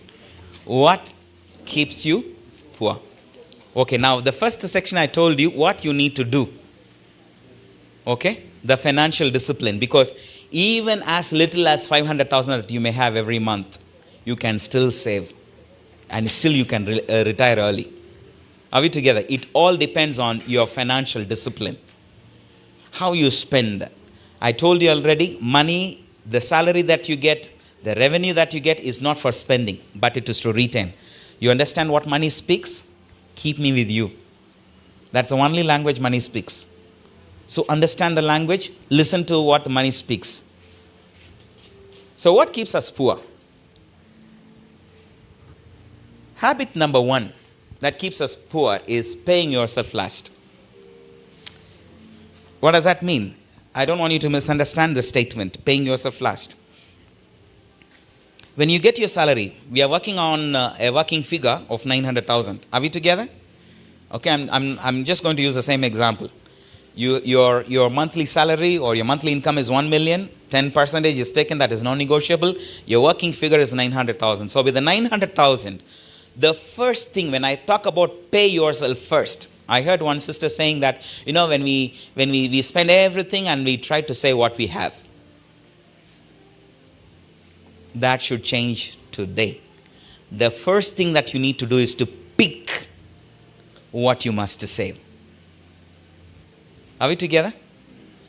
Pick out what you must save. That must be the first activity or second activity. First activity is to take your tithe out. Second activity is to what? Pay yourself. What is paying yourself? You have 3 dreams or 3 projects. One is to own a house. Second probably is to have a business. Number 3, that is paying yourself. Mercilessly take a good amount of money and put it in the bank. Are we together? How many of you have savings in the bank? By show of hands, some savings. It can be 50,000. Even if it is 20,000, Centenary Bank, show me. Centenary Banks allows you to have even 20,000. I don't know other banks, but how many? I didn't see you, sorry. Put up your hands. So some of you have some savings, right? And some of you are saying, okay, where? Have you heard this now today? Have you heard? Pay yourself first.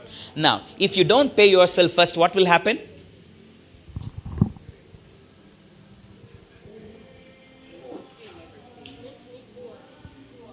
It will keep you there. It will keep you there. That's why I said this is a radical decision. You will have to. It is not an option. It is not an option. It is not an option. Even if your salary is 300, remove and pay yourself. Let me tell you, many people, they say paying yourself is to, enjoy, go and have beer, or go and buy some shoes, go and buy some dress, go and party. No, sir. When I say paying yourself, what does that mean? For yourself, saving for yourself, because you have a dream. You have a plan. Are we together? Force yourself. Force yourself. You will have to force yourself. So, first is to pay yourself. That is extremely important. So when you pay yourself, because you have a dream to achieve. You have a purpose to achieve. And don't ever think that, at that time, I can borrow money, some relatives will come, do fundraising on my behalf, bring DJ, what? DJ will come only on your funeral. Unfortunately, you will not know. When you are in the grave, nobody is going to tell you how many people danced on your funeral. Save. Pay yourself first. Number 2, getting comfortable with bad debts. What does that mean? Being comfortable with bad debts. Being comfortable with bad debts is like, sometimes you may have debts. I don't want to ask this question, but you know yourself. Some of you may have debts. Am I right? Yeah? Now the question number 1 is, why did you borrow? Is it to save? Is it for spending on someone else?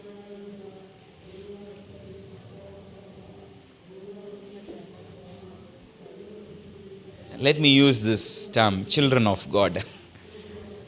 Kindly don't borrow money for other people. If you want to save yourself, don't borrow money for other people. What does that mean? What does that mean? Oh, my sister is pregnant. I want to borrow money to take care of her delivery. Well, I might sound radical, as I told you. I might not sound politically correct. Don't borrow money for other people. My sister's children are not going to school, so I want to borrow money such that I pay there. What is the rule here? What is the rule here? You yourself, you need prayer. In fact, fasting and prayer. And you want to borrow money for other people. How? Use your brain. Use your brain.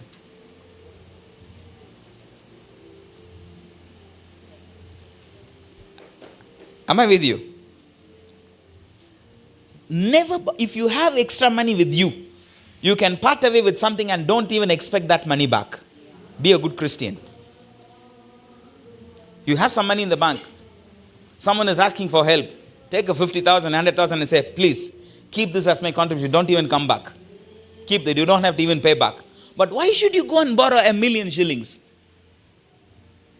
for your sister's kids? Are they going to die if they don't go to school? I'm asking you a question. Are they going to die? Because your sister has her own standards. My children can't go to any other school other than this. Really? Really? And at your cost? At your cost and at your borrowing? She may even take that money and squander it. I'm just using an example as a sister. It can be anybody. It can be anybody. Am I with you? Never borrow money for other people. Because I've already told you, don't borrow money even for yourself. That should not give you a leeway saying that I can borrow money for other people. No. When you should not borrow money for yourself, don't borrow money for other people. Somebody will come and even cry and say, please, you have connections, you can ask the other one. If you ask, the person will give you. And so, okay, you call the person and say, Sebo, my sister will come give her 1 million. It is on me. But you have borrowed. Are we together? Even on your list of haircut, if your children are going to very expensive schools and if you are not able to pay yourself, pull them down. No child is going to die if you're going to send them to a school which is going to pay you less. Does it make sense? Does it make sense? Which school did you go, by the way? Poor schools. Are you not flourishing? Are you not able to speak in English? You are able to work. At least God has brought you to this age. So why should you say, no, my children will not go to any other school other than that one? Who told you? Are they going to commit suicide if you take them to another school where they are going to pay less? Put them there. They should also experience life. Don't give them too much comfort. The more you pamper your children, I'm telling you, they are going to be wicked on you when you grow old. Anyway, let me not go in there. Sometimes I get so emotional with respect to that one. When I see parents cajoling and pampering their children, I say, now this one is going to be a victim soon. Let me tell you. Anyway, that is for another one. So, that is habit number 2. Never borrow money for other people. Number 3, not having a stockpile. This is a very interesting point I want to share with you. Now, are you tired? Can you stand up? You have sat too long.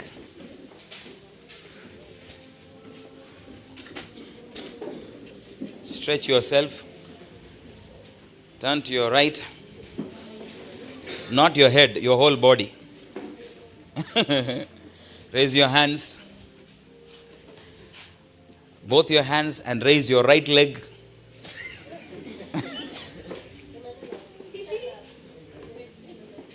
Raise your right leg. Stand on your left leg. How many are not able to stand? And you have come to listen to finance. Now, the other leg. Both your hands up. The other leg. Turn around. Yeah, I know. You can use it. We don't want an ambulance here. Kale, take your seat.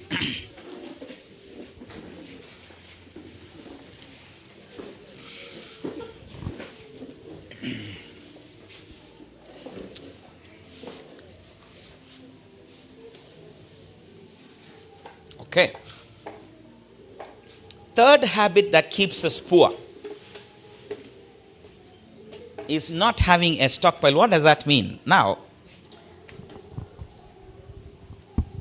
if your salary is say 1 million per month, okay, and your expenditure per month is, we have found that it is around 630, correct? Monthly expenditure. Let's say 700. You need 700,000 per month. You need to have a minimum of 6 months buffer. How much is that? 4.2 million you need to have as a buffer.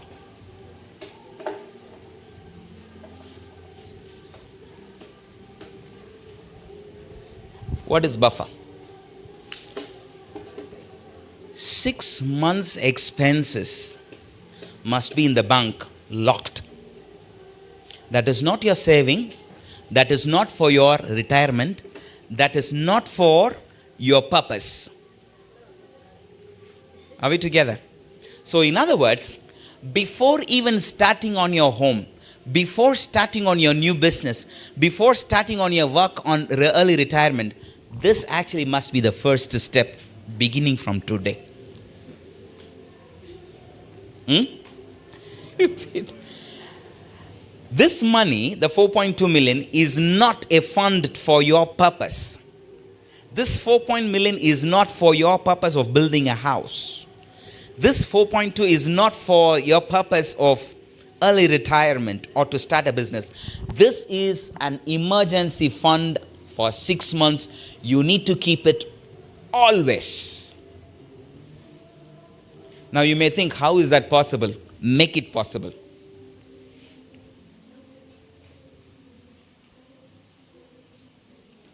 Make it possible.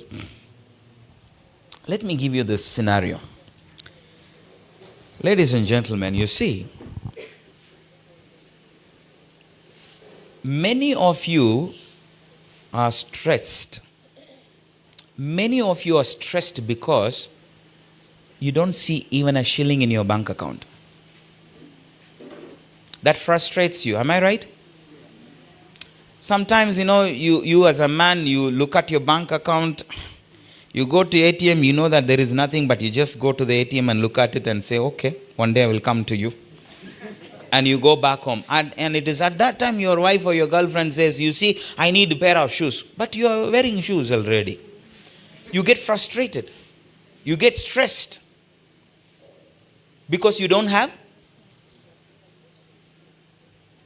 Let me tell you this. Begin to save money, and the freedom that your brain enjoys is just going to be phenomenal. Happiness is not in spending. Happiness is finding money in your account.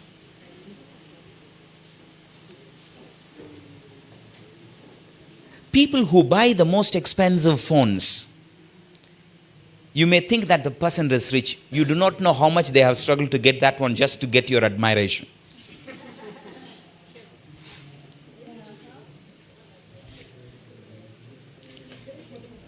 Truth be spoken, that iPhone is not going to give them happiness. Am I with you? Truth be spoken, your expensive suit is not going to give you happiness. Because anything that you buy, the happiness it can give you is extremely short-lived. It may last from few hours to a day. You buy a car, people always ask me, hey, man, you are driving an old car. I said, I am able to transport myself from point A to point B. What is the problem? I can buy any car. It may make me feel big and that's not going to help me. I would rather put that in as an investment somewhere and see that money comes in through that. Not to buy a very expensive car for what? It can even be an expensive coffin. People think that car is all that they have, that they can enjoy in life. But it can.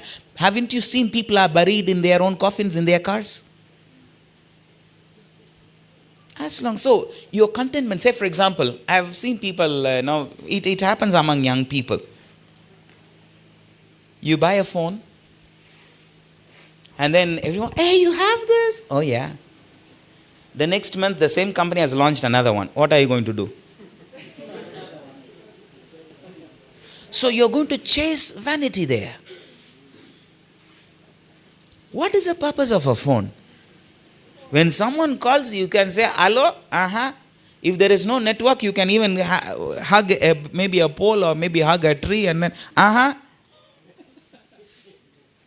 Send a message, maybe that. Are you going to launch a rocket with your phone?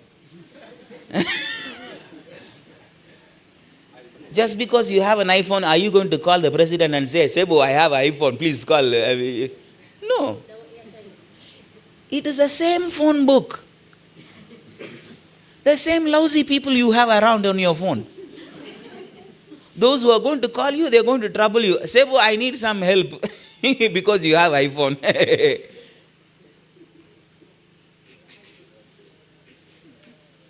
Am I with you? Those things should not entice you at all. Let people gauge you as a poor person based on how you look like and what you have. Doesn't matter. But your inner happiness, nobody knows. Because what? You have what? Money in the bank. Man, I have 100 million in the bank. Even if I go to ATM, I don't have to even take 10,000. But I put my card, take the slip and say, I have how much? 100. Take the ATM and put it back. Don't take money.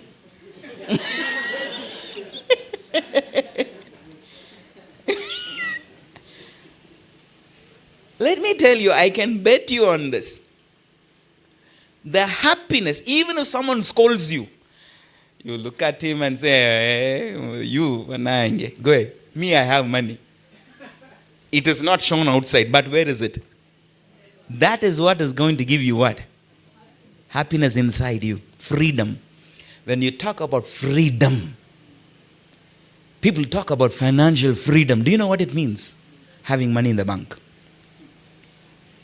Not the iPhone that is not financial freedom. That is not financial freedom. Are we together? Having said that doesn't mean, there was a time I was speaking to some NSS of people. I was training a group of executives there. So when I told this one, a lady got frustrated. A young lady. She came to me and said, Doctor, but still, for us, we want to enjoy life. You want us to roam around like a beggar and then what is that money for at the end of the day? I told her, Nyabo, when you grow old, that money will help you. Number 2, increase your revenue stream whereby you can invest money on a specific business and whatever money that comes from that business, buy an iPhone. Am I with you? Buy an iPhone. Even double iPhone. If you have a huge investment and whatever money comes is beyond what you require for a month, use that money to buy your fat car. Roam around, drive around, attend all the fundraising ceremonies and pledge and don't pay.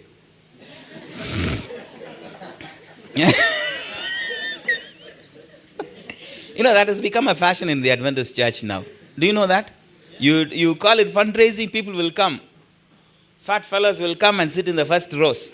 They will only pledge, I am giving you 5 million. Kumbe, that is the last time you're seeing him. You call him, chase him, he says, me, I am in Congo, I am in what, I'm in a burial. That's the most easiest way to escape. I'm in a burial. Hello? Sir, you pledge, I'm in a burial.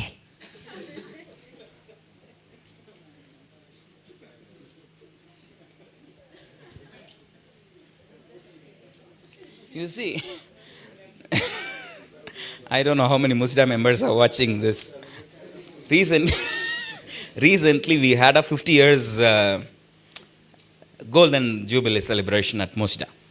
We invited people, what? Then we told them, look,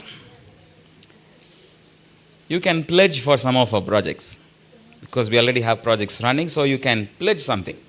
But we are not going to pressurize you. If you are willing to pledge something, you pledge it. You won't believe. That day we collected around 9 million something cash. Pledges, it came up to 22 million. Then I said, now you see, we know Adventists. These guys are going to run away anyway. This 21 million, forget it. Don't even count on it.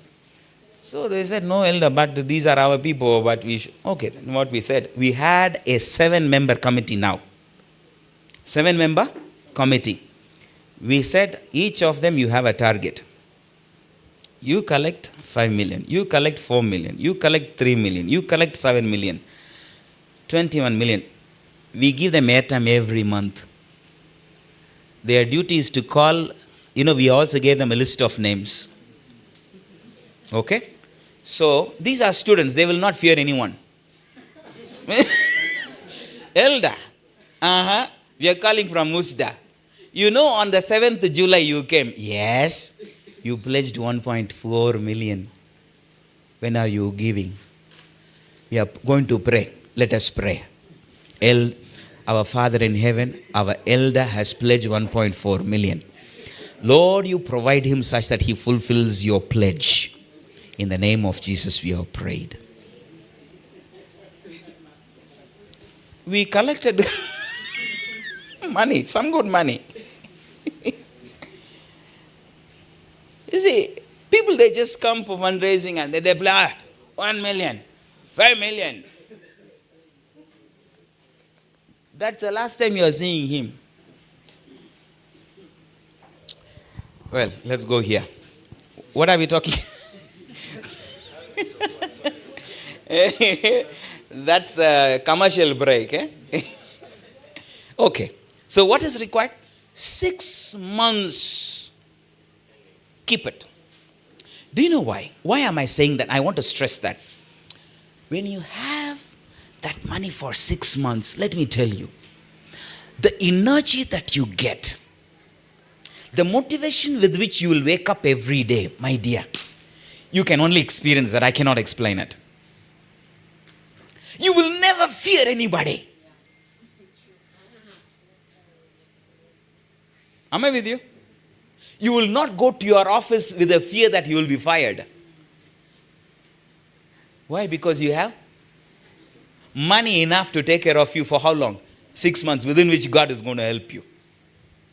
So you will not go to short circuit here and there. No, you will fear nobody. You will fear nobody except God. That confidence.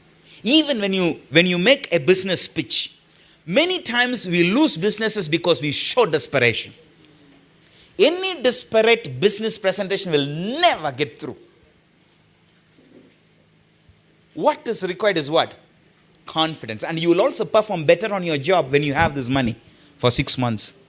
You will walk majestically in your office and say yes. And you look at other fellows who are just going for fundraising. For you, you are enjoying your funds in the bank. Even the way in which you talk to your boss, there is confidence. Boss, this is not going to work. You can tell it to me. Yes, this is not going to work. Believe me, let me tell you, this is how things will work. You have that confidence because you have what? 6 months buffer. The stockpile is there. It should not make you arrogant, but it should give you confidence. And I can assure you 100% that today I'm telling you. Try this. You will change your attitude about your own self. I can bet you on that. The way in which you walk will be different. The way in which you wake up in the morning will be different. The way in which you listen to music will be different. The way in which you address people will be different. My dear, that is how you gain confidence. Now you're desperate. You see, you don't have anything in the bank, but so you're desperate. Your eyes are just popping out and in and out and on. You are showing the desperation that you need it. And even with your boss, even if he asks you to strip you naked, then you say, okay, is this enough? Is this enough? Because you are desperate.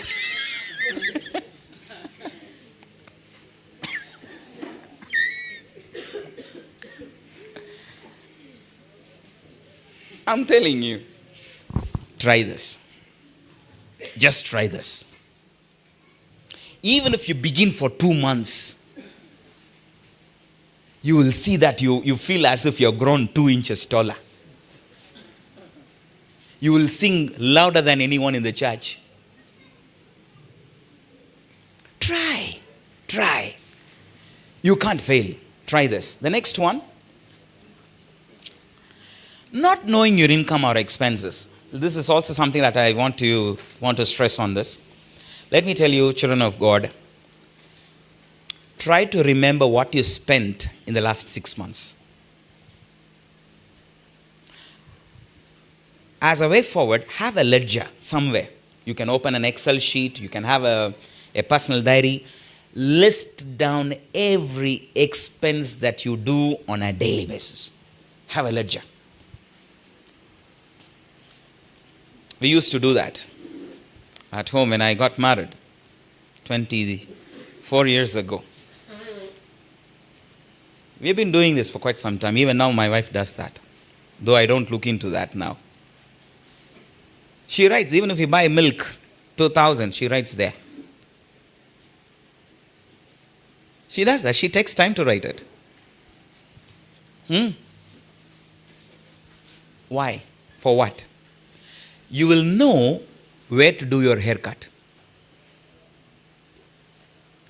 Are we together?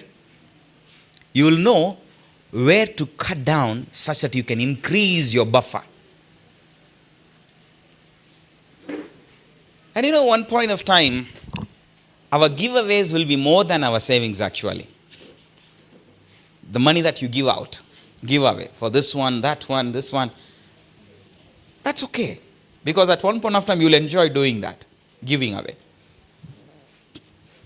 But not at the stage of starting. It's very important that you need to withhold every penny, every shilling. Where you can go by taxi, go by taxi. Don't take a boda, because that is expensive. You will save that 1,000 shillings there. You will save that 500 shillings there. Try to save money. Okay, so make a ledger of what you have spent, and what you have received as income. This is extremely important. Okay, that will help you to do where you must focus and do the haircut. The next habit is expensive hobbies. Well, I don't know, it may be applicable for you. Some of you have expensive gym subscriptions. Yes or no? I don't know. Some of you may go to gym. But you know why you are going to gym. You don't go there to exercise.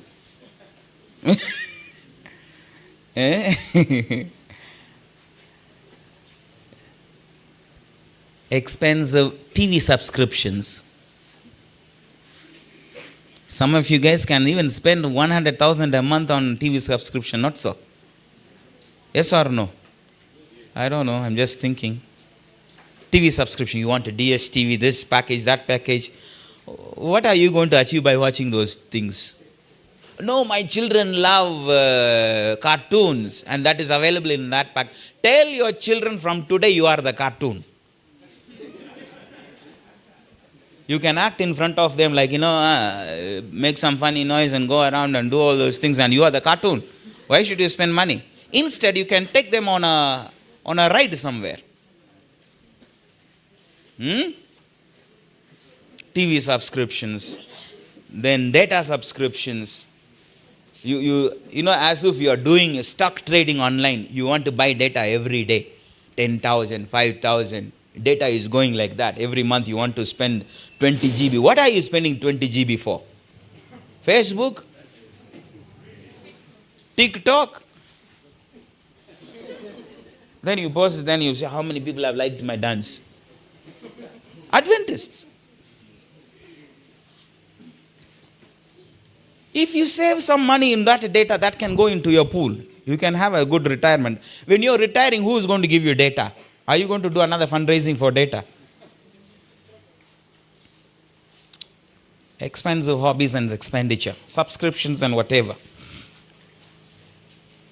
You'll have to reduce on that completely.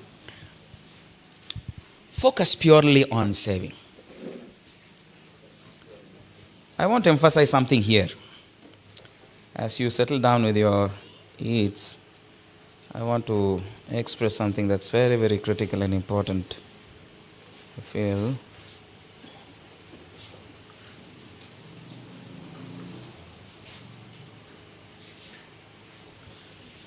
I think we have spoken enough about focusing more on savings. Let me tell you, by focusing more on savings, along the way you should also know where to invest productively. Productively. Don't squander your hard-earned savings on unproductive businesses. Businesses should not be on assumptions. I think it will work. Okay. Why don't you think that it will not work? You want to spend your hard-earned money because you thought about it. Then later you discover that it is useless. You remember? You hired people whom you couldn't fire.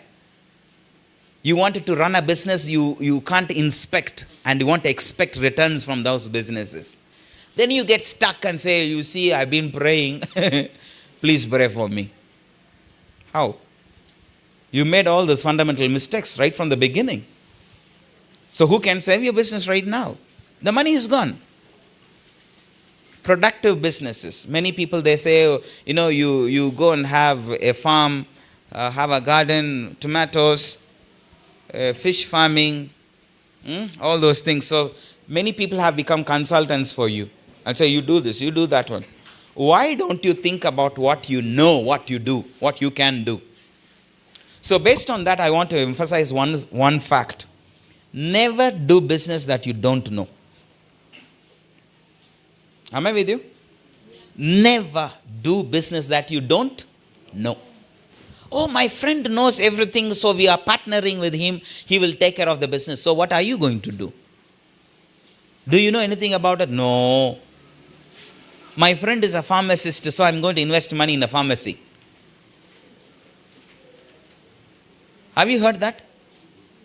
My friend is a fisherman, so I'm going to invest in fisheries. It's like investing on a rocket when you don't know where it is going.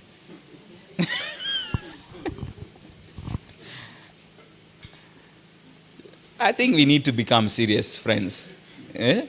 Many times we do business, along the way discover, this thing is not for me.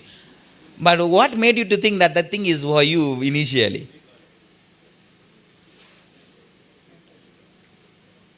You try this, you fail. You try the other one, you fail. Why don't you do something that you know? Many times people don't have data. They just think, I think I can do it.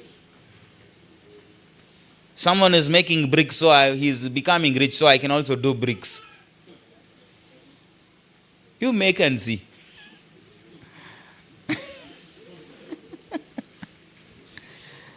Someone is doing social events manager.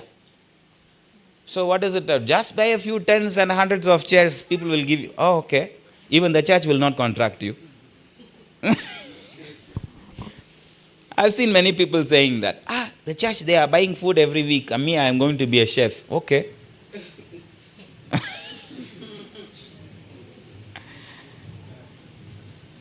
Assumptions can never be your business concept. Assumptions can never work.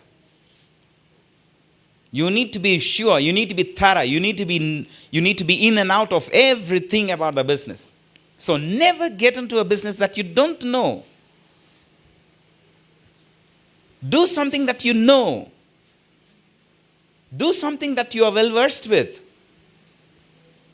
So as you keep focusing on the savings, children of God, you need to be very careful. Also invest on productive businesses. Finally, I'm trying to close. Finally, I have the last habit that makes us poor. And I want to emphasize on this. What do you read? Too much ego. Very low.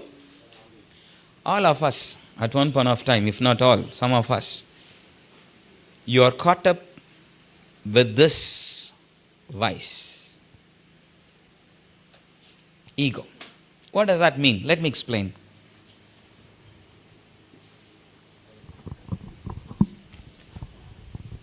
Can we have your attention for the next 5 minutes? I'm finishing from here. And this is the most important, I would say. Very important. As you begin to grow, this is something that you need to implement from day one. Assume your income is 1 million net income. Okay? Assume that your net income per month is 1 million. When you are at 1 million, your expenditure, as per our earlier example, it was 630,000.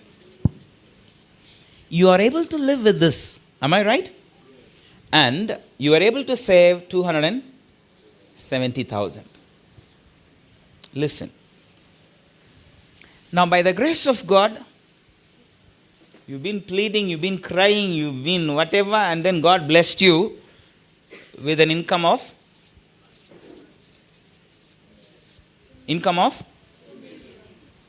somehow God gave you a windfall and said, okay, keep this. I gave you promotion or maybe some increment. Have this. So from nowhere, your income from 1 million jumped to what? 2 million. What will you do? You have been living in that house for all that time. Now you see this roof is leaking. I think we should go to another house. You see, we are living in a slum. Please look at these neighbors. All those guys. You look so frustrated when you look around your neighbors. So now you want to go from where you are to another place, Kololo. You say now we've been living in ghetto. Because your income was 1 million. Now that it is, you want to now. So, you try to expand everything. Now you have never gone to restaurants regularly, but now you say now, you see that chips from that shop. No. They are frying with water. Not oil. Let's go now to another hotel, restaurant where they fry chips with what? Oil. That chicken sometimes, those guys are not frying properly. In the middle of eating, the chicken even wakes up and says no. So you want to go to another shop where they fry the real chicken when it is dead. All these things come when? Because you have got what? More money. But you have been living with that 1 million and still saving the 270. Let me tell you, the Indian way. I'm a Ugandan now, by the way, but I can't forget my roots. And I have not forgotten the lessons that I learned from my father and my relatives. Okay? So, what we do, listen to this. What we do, we will maintain the. Are you listening? We will maintain the 630. And my savings from that time is how much now? Can I retire early? Can I retire early? Can I start my business early? Can I finish my house early? Thank you. So when you see a Muindi guy coming with nothing and then he starts his small shop, then he expands. Then even he vacates the entire compound and he is there alone.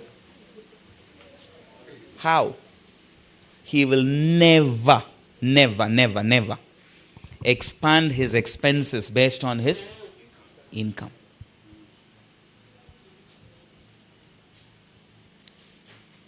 Most of us seated here, we have what? Too much ego. What will they think about me when we go to the church like this? But this is how you've been going to the church all this while. I'm taking you back to the happiness that you will get when you have more money in the bank. That is a real freedom, children of God. Not the iPhone that you may have, the expensive clothes that you wear, the expensive cars that you drive. No. That is useless. Because nothing is going to give you happiness. Because you buy something today and you'll find someone else with something better than what you have when you come to the church. So what are you going to do? So it's a dream that you can chase forever. You will never be satisfied. But the more money you have, the confidence that you have is like, okay, I have enough money. Are we together?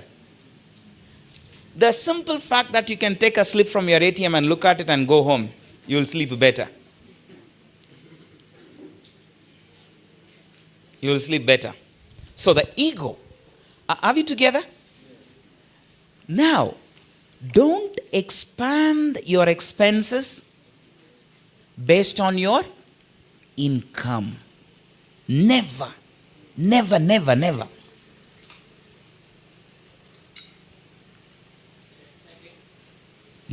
expand. This is called expenditure elasticity. You try to expand your expenditure based on your income. No, never do that. So the extra income that you have, now let me also give you another trick. You see, when you come to my home, I don't know how many of you, but some of the online, maybe if you're a Muslim member or whatever, like you might have come home. For the past 17 years, I'm in the same house. Are we together? If you come to my home, my dining table is slightly bigger than this.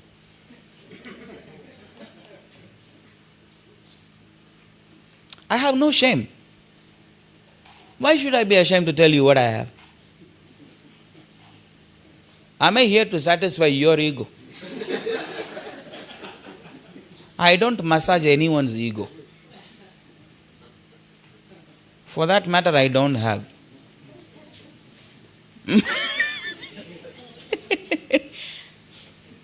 My dining table is what? Slightly bigger. Maybe it is like this. We have 4 chairs around the dining table. One I have removed already. Are we together? The sofa that I have, it is quite around 10, 11 years old. My refrigerator is kind of, when you go to some hotels, you will find some small refrigerator. That is what I have. Some people, they have a refrigerator where you can go inside and come out. When you feel hot, then you open the refrigerator, go inside. It's that big. For what? When you buy a big refrigerator, you will tend to buy so many things and dump it there, which you are not going to eat. So you will buy from the market, put it inside only to throw out. How many of you doing that? Don't answer me. Are we together? Because even the refrigerator I have nothing to keep. I'm not a beer drinker. I'm not a drunkard.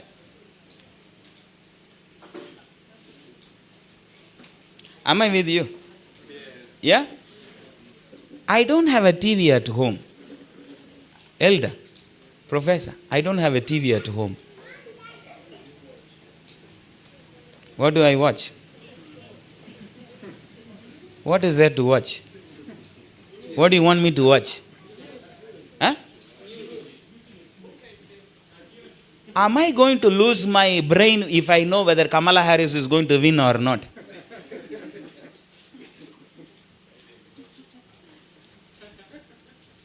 Let you be the first one to know that something has happened in Gaza.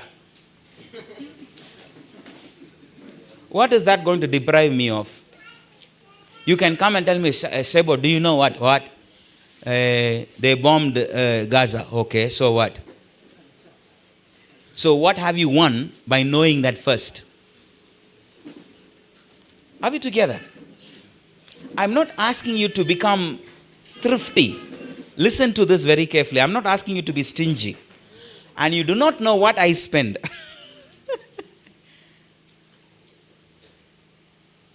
I can even go up to Entebbe to just to have a cup of juice with my wife.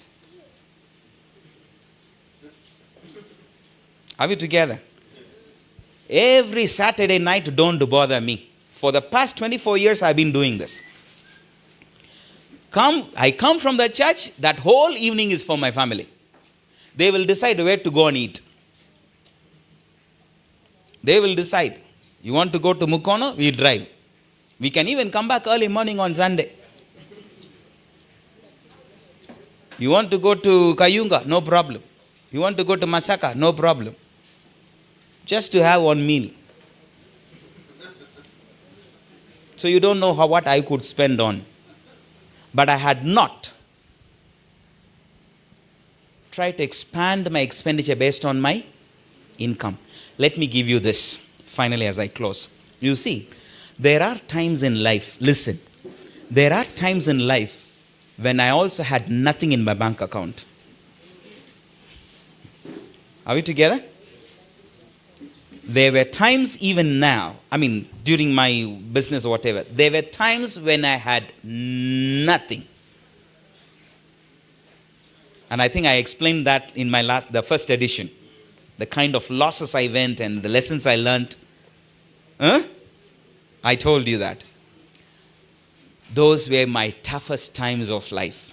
But let me tell you, nobody knew except my wife. Why? Why?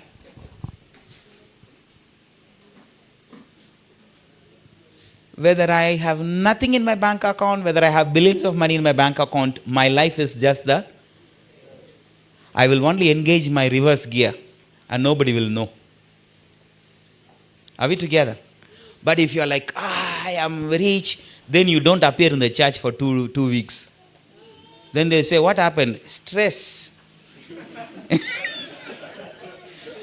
Elder is stressed. What happened to Elder? Don't you know he lost all his business? Anange. Let us go and visit him to make me miserable again. You come and say, Elder Ngola bienyo.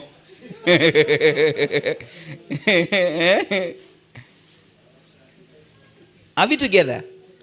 So when you maintain a specific lifestyle, nobody will know what is happening to you. Because you don't have what? Ego. Many people suffer, let me tell you, in church. In church, many people suffer because they want to maintain a style. Are we together? They want to show, hey, we are there. And you want to be there even when you don't have anything. And to maintain that, to be there, you go and borrow money because now you have a social capital because they know that you are good or well off. So they give you money. But what are you spending the borrowed money for? To keep you there. Does it make sense? I have a friend. In fact, we studied together. We went to school together. This guy was employed in Intel. And his salary per month was around $60,000 per month. $60,000. So the guy was employed by Intel Corporation, Integrated Electronics, the ones who are making those microprocessors. $60,000. So before 2010, he bought a house. Okay, he bought a house for $1.5 million. Beautiful house. 7-bedroom with a swimming pool. And the house was in 1 acre in California. $1.5 million. And when, he put a video. He put, and to see the entire house on a video, it takes about 15-17 minutes. This is toilet. This is a bedroom. This is a swimming pool. This is a garage. This is the dog house. 17 minutes video. I said, now, why should this guy do this? Just because you get $60,000 per month, you should not be squandering money like this. What if tomorrow someone tells you that you'll have to go out of this country? Lo and behold, within a year, in fact, most of the money that, in the US, most of these fellows, they live on mortgage. You may think, he's in the US. Kumbe the guy, you are better off than those fellows who are in the US actually. I'm telling you the truth. Most of their houses are on mortgage. 30 years, 35 years, even beyond your death. So, the guy, the whole house was on mortgage loan. So I was like, no, this guy, what is he going to do? Now, unfortunately, during the recession, he lost his job from Intel. From that month, $60,000. But he has to pay around $10,000 or $20,000 to the bank, the mortgage. The guy, he didn't know what to do. He was like borrowing money because people knew him, and so they started lending him money. So he borrowed $100,000. Then another month he borrowed another $150,000. Then after that, when he knew that he can't survive to keep him there,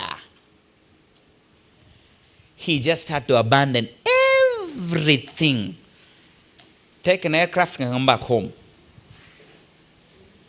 until he found a job somewhere in India. Are we together? Are we together? So when you get money, don't show off. Keep to yourself. Are we together? Don't just throw parties, inviting people for your birthday party. You have not celebrated. You don't even know your birthday until that time. But when you get your money, you invent your own birthday. Please come, church. Thanksgiving. Hey.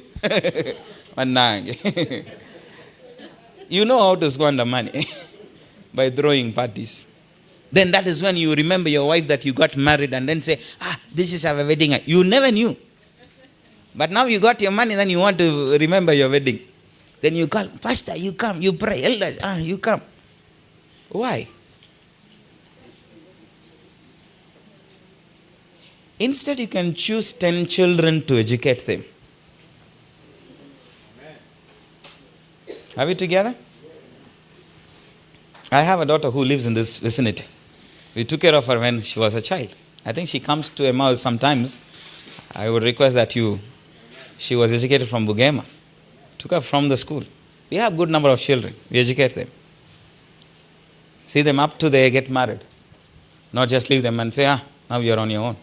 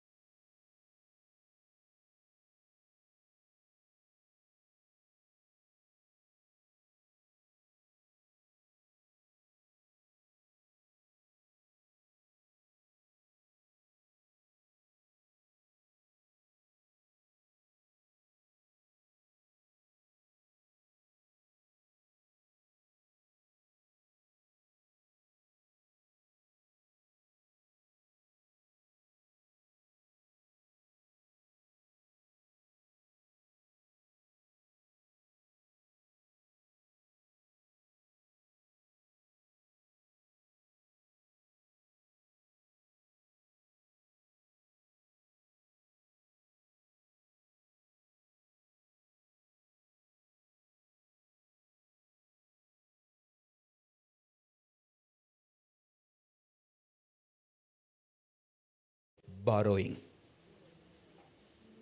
And I have already given you disclaimers. Never borrow money to start your business. No. It's a capital no. Never borrow money for other people. So if you want to borrow money for yourself, I've given you yardsticks on what and how you can borrow money. Whether you're going to repay within a year, for what are you going to borrow that money for? That matters a lot. What is it going to do, that 20 million? Is it going to give you another 40 million? Is it going to give you another 30 million? Is it going to, increase your value, cash value? That matters a lot. So I think that is very, very important. Number 2, is it okay to borrow money from a church member elder? I'm telling you, don't borrow. And now you're asking me, can I borrow money from a church member? As much as possible, avoid controversies within your church. Chances, I have seen this. There are even elders who can't even see eye to eye because of this issue. One borrows money, another one accuses this one has cheated me, this one has done this to me. Why? And then the whole church becomes two groups. This one belongs to group A, Republican, another one group belongs to another, Democratic, and then you say, now we are red, we are blue, we are red, we are blue. Why all this nonsense inside the church? As much as possible, as I told you, don't borrow. Unless you have a very strong reason how you're going to use that money to multiply. It's very important, so don't borrow. Elder, I want to be healthy. Are you saying that I should not eat well by restricting my expenditure? I don't know what you meant by eating well. Whether your income is 1 million a month, listen to this very carefully. Whether your income is 1 million or whether your income is 100 million per month, the quantity of food that you are going to eat is not going to increase. Just because your income is 100 million, are you going to eat 10 plates a day? You will die the following day. Are you going to drink 15 liters of milk every day? You will die that night.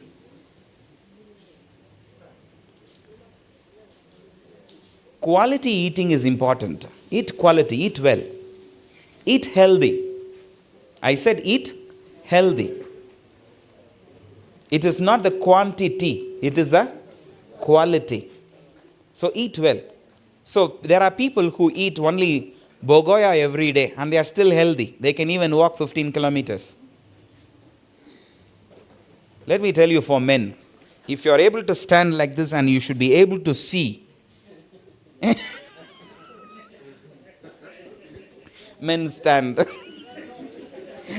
I don't want to embarrass anybody, but you should be able to see your heel, not your toe. When you stand like this, you should be able to see your heel. Very good, you're healthy. You're healthy. All of you sit down. I will not talk about women. No. You know, women, they also go through some issues, so I will not talk about it. But there are yardsticks even for women also. So keep your healthy lifestyle. It is important. Take enough fruits. And when I talk about fruits, you don't have to be expensive. Now look at the pineapples that Uganda is blessed, by the way. We have the best pineapples. I think I spoke enough about it in my first edition. Uganda has got the best pineapples and best fruits. You don't have to look for those ones that are imported. I will eat only pears. Who told you? Will you die if you eat our pineapple? You want to buy only those pears that are imported from South Africa. Eat what is available. And still you will be healthy. Eat enough pineapples, eat enough bogoya, eat enough sweet potatoes, eat enough Irish. Those are healthy foods. Boil and eat enough matoke, eat enough nuts, eat enough simsim, eat enough whatever. Fish. Me, I don't. I'm not here to advocate, but I want to advocate for healthy living. Okay? All right. I think I have exhausted that question. I have a question online. For my name, that is when you are smoking.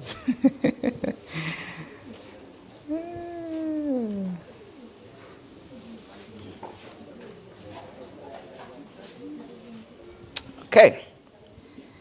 I think I covered this question also. Doctor, how are we going to save money when we are even struggling to make our ends meet? Even the money that we have is not enough. Now you're talking about investing, you're talking about savings. How? That's the one question. That's a very good question. As I told you, it's in your mind. It's in your mind. Even if your income is 50,000 a month, still you can save. Don't ask me how. Your brain will answer that. I've told you how to do haircuts. I've listed down, right? you are unable to make your ends meet because you have too much on your plate which you have contracted yourself. You want to volunteer everything. Someone is dead in the village. You want to go and bury that fellow who you don't even know. And you carry the entire house in your car. You are driving, 300, 400 is out for that month. Why don't you look for people who are already going if you really want to bury them? You can't bury everybody, by the way. And you can't marry everybody.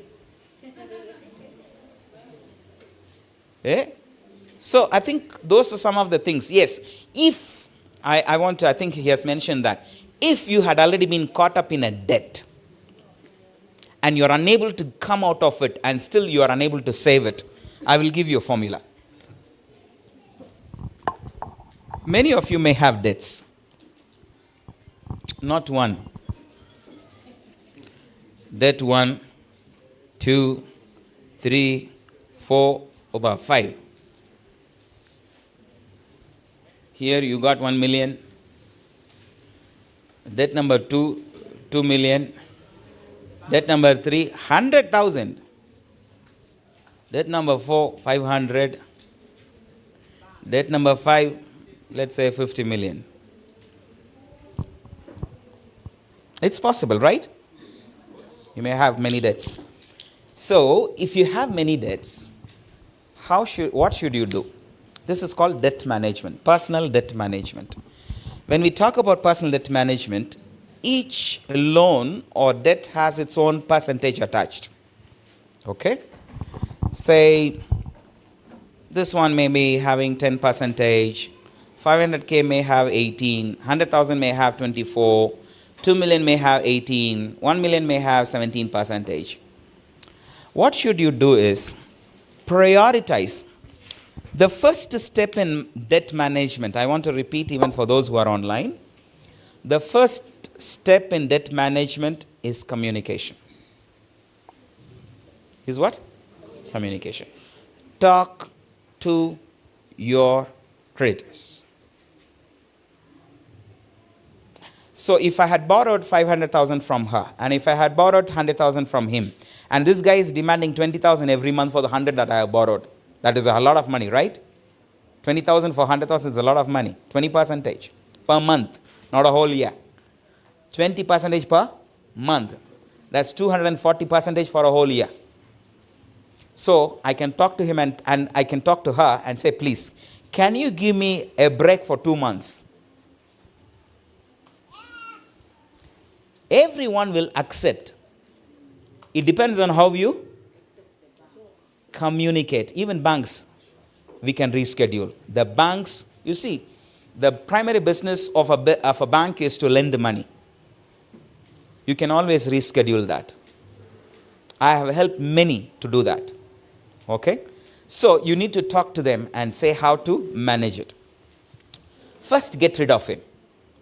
Because the amount is small, but the percentage is high. Get rid of him.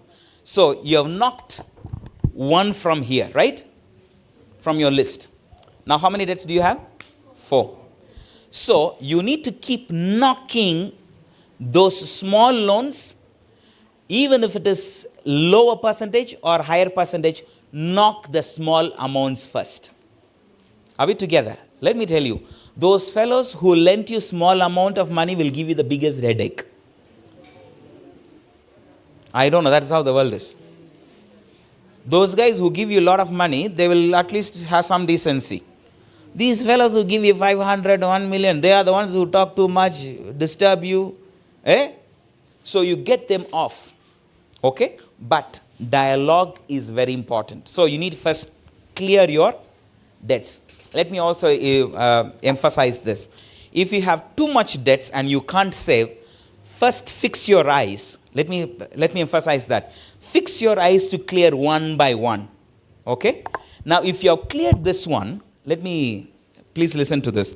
If you have cleared this one, anyway, you are able to pay 20,000 per month, correct? As interest. The day you clear this 20,000 will become what?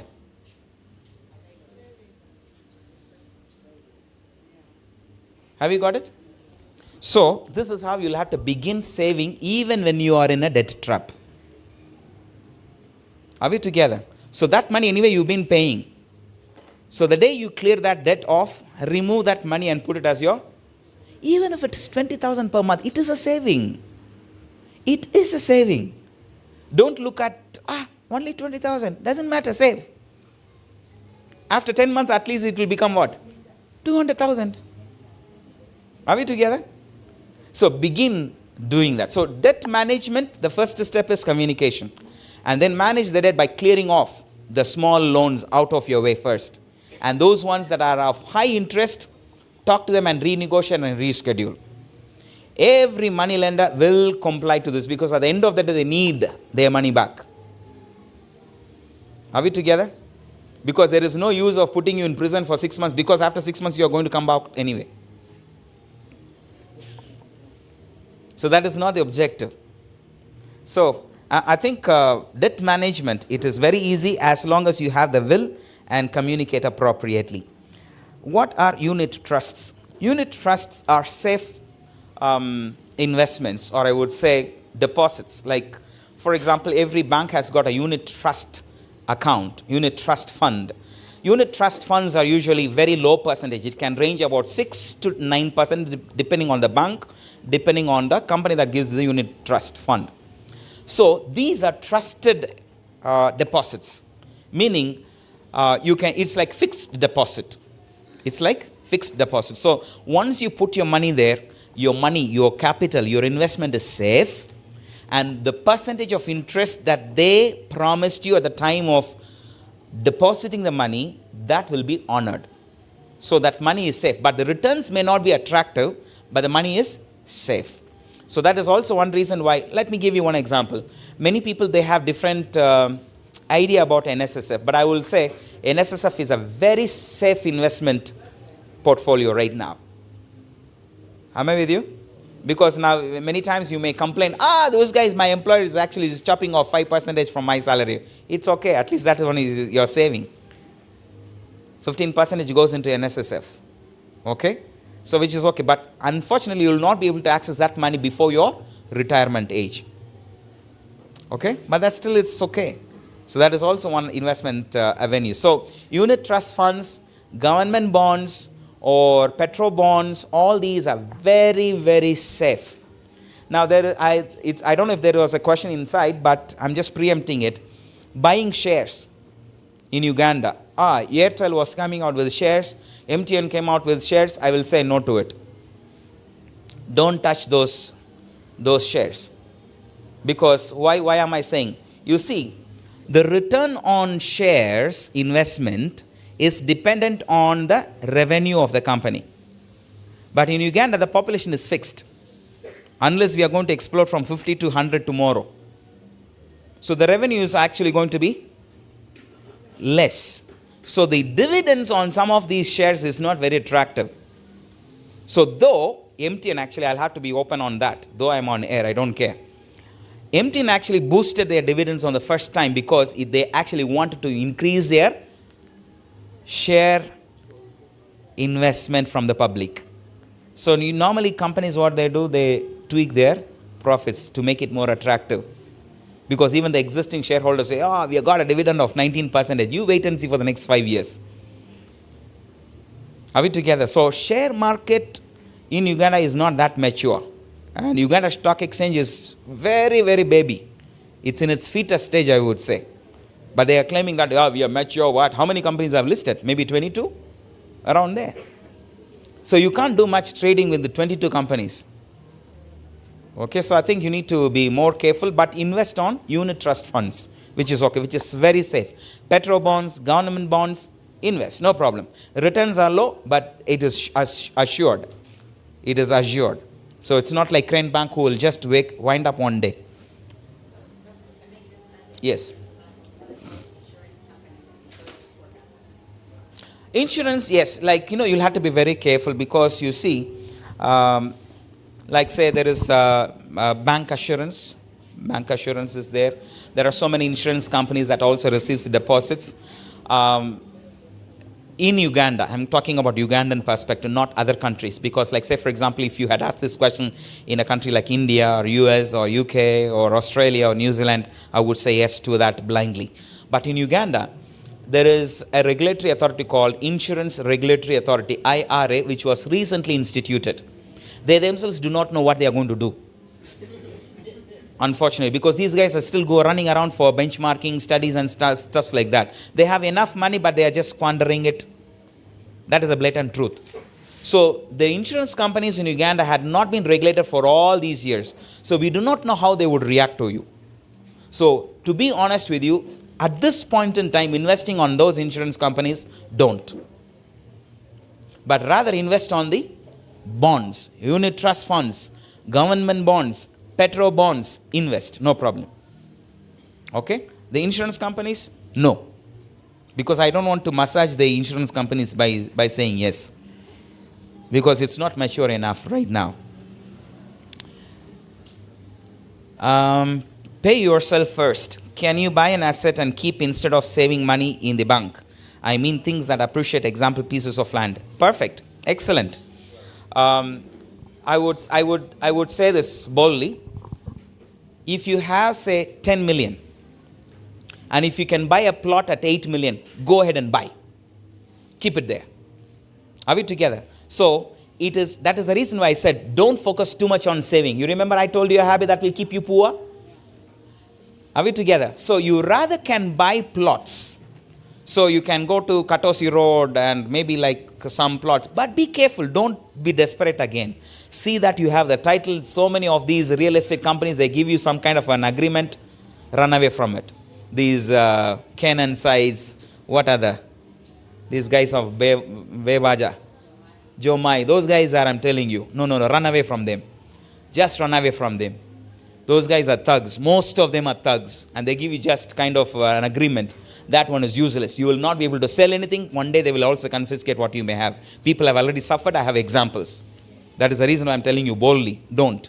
As long as you have a titled land, a plot, if it is a 8 million, 11 million, 15 million, please go and buy. Let me tell you, money put on land is much better than putting money on gold. And in Uganda, land prices actually appreciates at the rate of 50 to 70% every year. 50 to 70% every year. And this is a very big investment area. I can, since somebody has asked about real estate, let me tell you this. Since 2018, just pre-COVID and post-COVID, I know many of my friends who were running industries, who were running powerful businesses, had sold off everything, lock, stock and barrel, and now they have started investing money on real estate. Why? Because real estate in Uganda is the most highest booming in the whole world. Not even Kenya. Real estate business in Uganda is on top in the whole globe right now. I know a friend who recently came.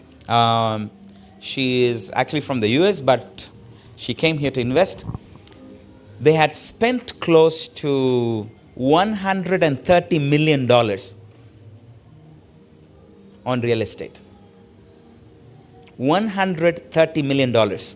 Now, recently they finalized a land, a huge chunk of land, 4,800 acres in Fort Portal. 4,800 acres in Fort Portal. And they are going to finalize another piece of land in Hoima, next to the international airport, around 670 acres. Let me tell you, real estate price in Uganda, it's just growing amazingly. I have statistics. That's why I'm boldly telling you, confidently I can tell you. So if you have access to say 15 million, if you have 15 million in your bank account, and if it has got no use right now, go buy a plot. But titled land, no, what is that, Chibanja? Yeah, please don't, okay? Buy a titled land.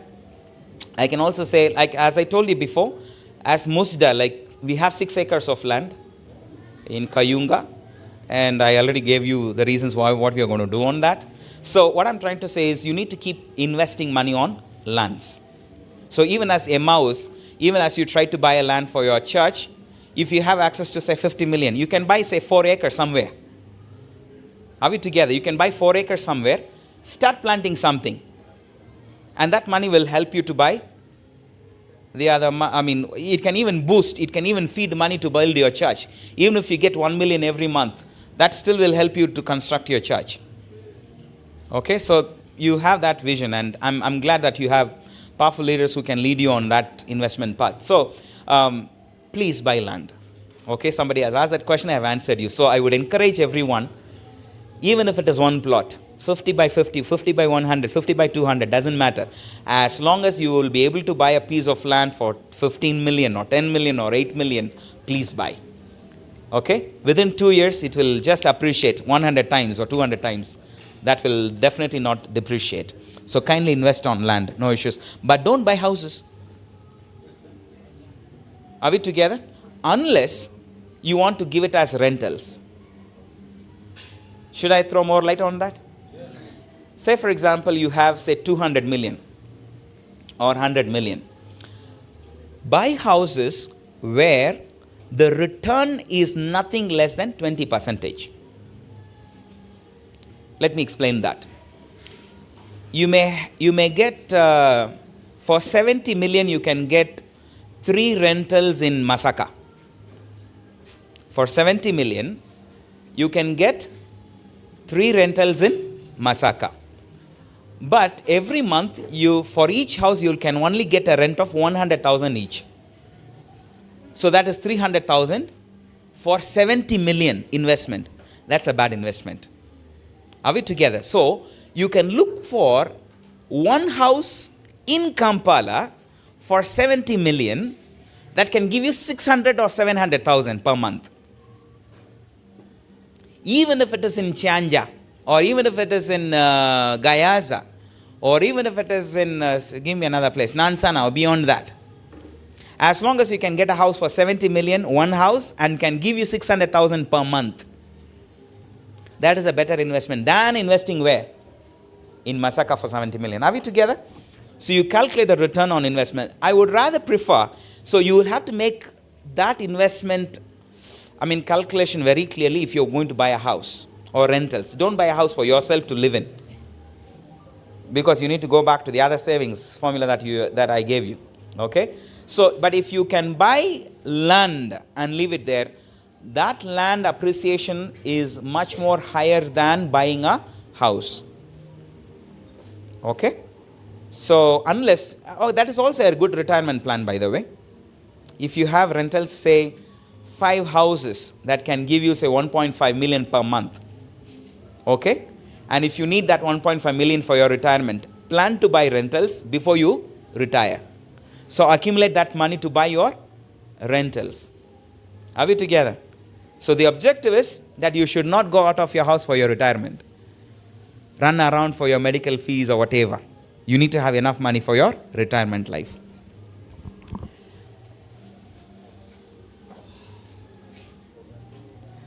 I think government bonds and security, I think I have spoken about it.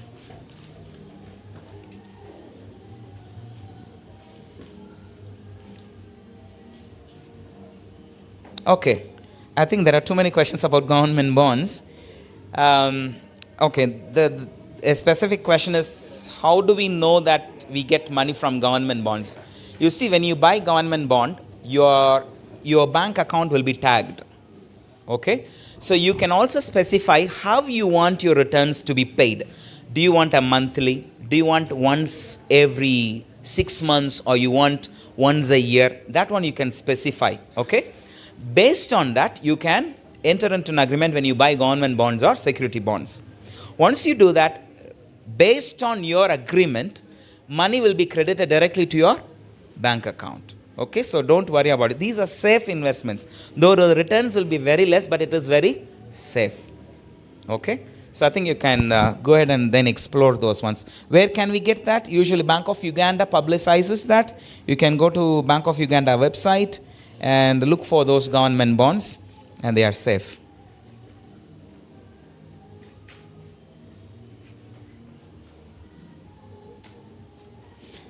Okay. What principles govern family businesses, especially in the Indian community? And what is your view about saving money and investing it? I think I just mentioned that. About family businesses. You see, in most of the family businesses managed by the Indian community, as I told you before, everything is black and white. Okay?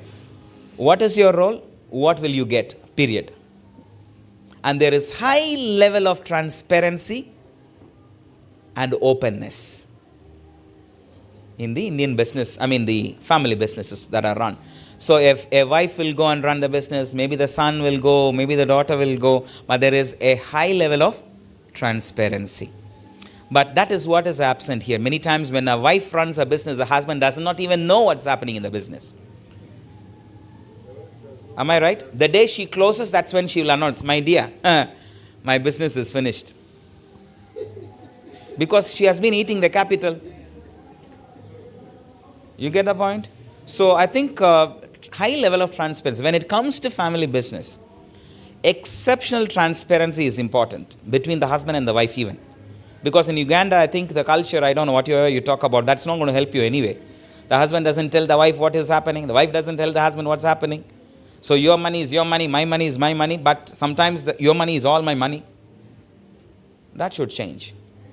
If you want to have businesses run successfully as a family. Are we together? Now, as you are aware, of course, I have after 8 years, I got into academics. 8 years I was running around doing businesses. Then by the grace of God, I got this good opportunity. And my parents, one time when I visited them, my mother was saying, okay, we are not happy about your businesses because that's not the reason why we sent you to school. So when a relative came and asked, you must be happy why you have your son visiting you. So what is he doing? He's in Africa. Okay, doing what? He is making jerry cans. Okay. So it's like, Mommy, is that how you introduce your son to the relative? That's what you're doing. Did I tell a lie? So my dad sat with me and said, we didn't send you to school for this. It's nice to do business, but by the way, God has blessed me with 4 masters. I have an MBA in finance. I have a MCom. I have an MSc in psychology. I have a Master of Philosophy in entrepreneurship. And then a PhD, and of course, a line of other diplomas, PG diplomas, and whatever. So with all this, so the family was not very, they couldn't digest. Because it's a family of academic, all the people. My dad, of course, he was a pastor in the church. And he was the education director. He got retired as an education director in the union there. And my mother, of course, she is also an academic. She also holds 2 masters. And of course, my wife's side also, all of them are academic. My late mother-in-law, she was a professor of English. My father-in-law was he was a professor of mathematics. And my wife's sister is also a professor in computer engineering. My wife's brother-in-law, he is also an academic. He's also a professor in computer science. And my sister is also a professor in nursing.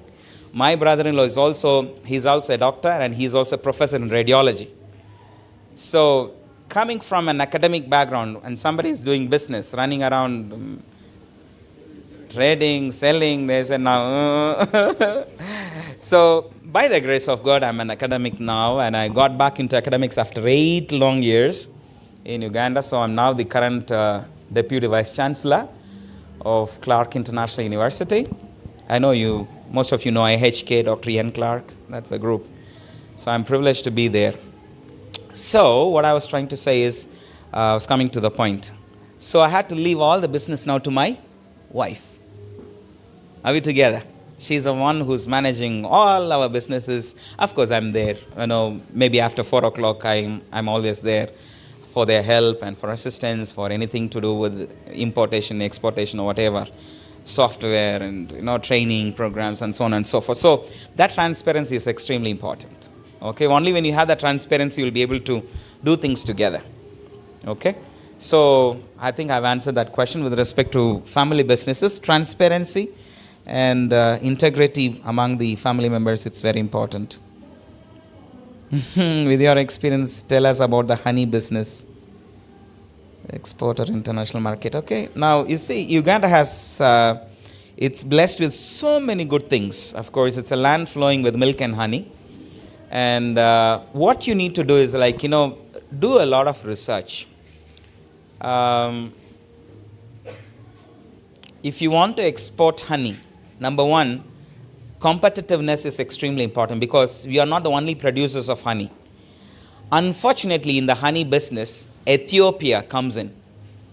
The advantage for Ethiopia is their nearness to the shore, the port.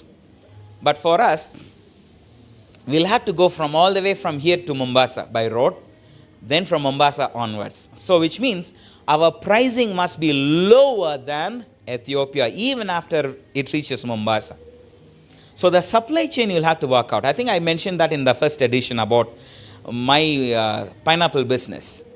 I got a huge order from UN for pineapple, exporting 5 tons every week.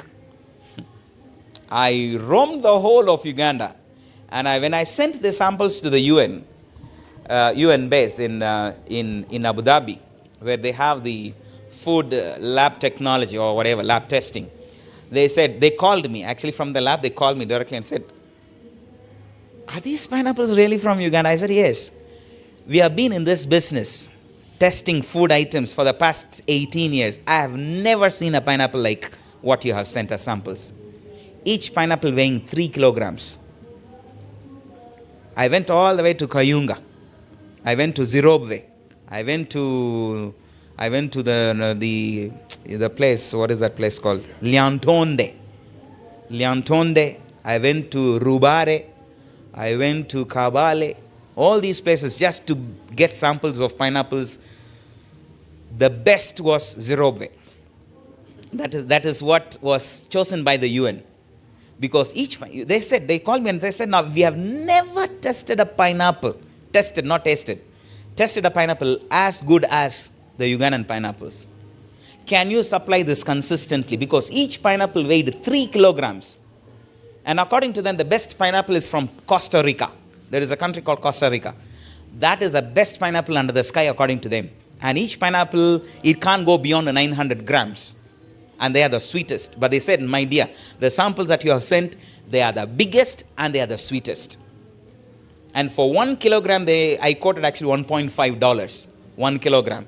So each pineapple, it would give me $4.5. Did I win the bid? I couldn't because of the supply chain. Because it has to be transported by reefer. Reefer is air-conditioned containers from here up to Mombasa. So the cost from here to Mombasa for a container on a reefer is around $3,200. An ordinary container is about $2,100 only. Then from Mombasa to Abu Dhabi. So I abandoned the sea route. I went to Emirates. For each kilogram, they charge $1.4, but my quote was 1.5. So I entered into negotiation. Of course, Uganda Airlines is there right now, but we need to really sort it out. Of course, that is one logistics which Ugandan businesses are going down. We have the best produce. With respect to G-nuts, let me tell you, we have the best G-nuts. In one pod you can even find 4, which is very rare. Very rare. And also the bulkiness of the G-nuts. It's full inside the pod. It doesn't shake. Those are some of the plus points we have. Of course, the Chiroko that we have, people from Soroti.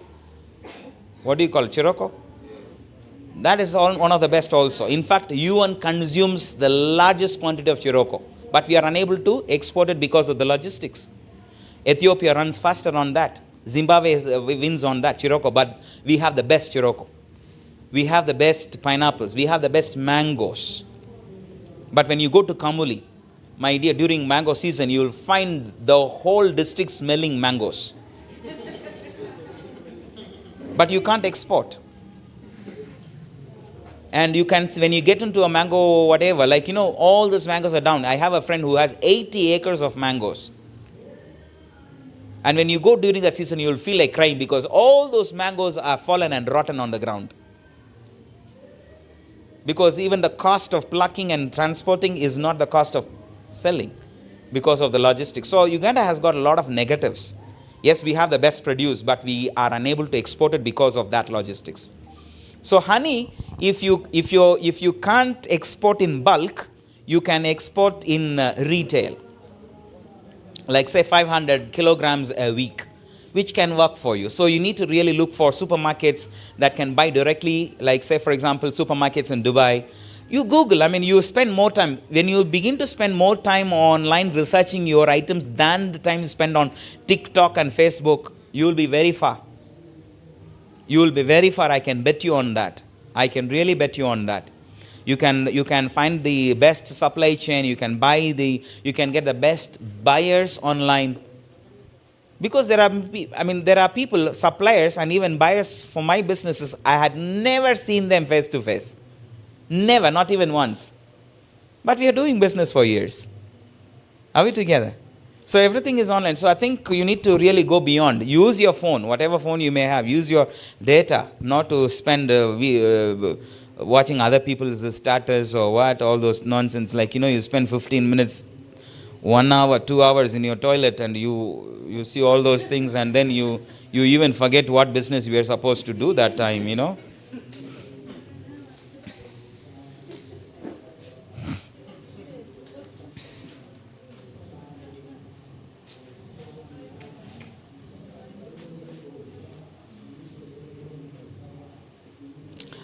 If I have enough money, I get scared to take money to the bank because they will ask you for the source. They won't. Don't take all the money at one go. If you have, just in case if you have say 500 million, take 20 million at a time. Keep rotating it. Or the best thing is go and invest in the bonds. If you have that money, don't store it in your bedroom. You will lose it one day. So if you are unable to trust banks are trustworthy. These days they don't even ask you how you got the money, depending on the bank. Are we together? Nobody has asked me. Unless you look like a thief. And you go and you run around, sit in one corner, then you move to another one, and you say, I want to deposit money. They'll say, where did you get that money from? Why? Because bank's business is to receive your money and then lend it out. So why should they ask you questions? When they would ask questions is when money comes from another country. Are we together? When money comes from another country, say $50,000 comes into your bank account, they'll ask you, why is this money for? What for? Who is sending? For what? Things like that.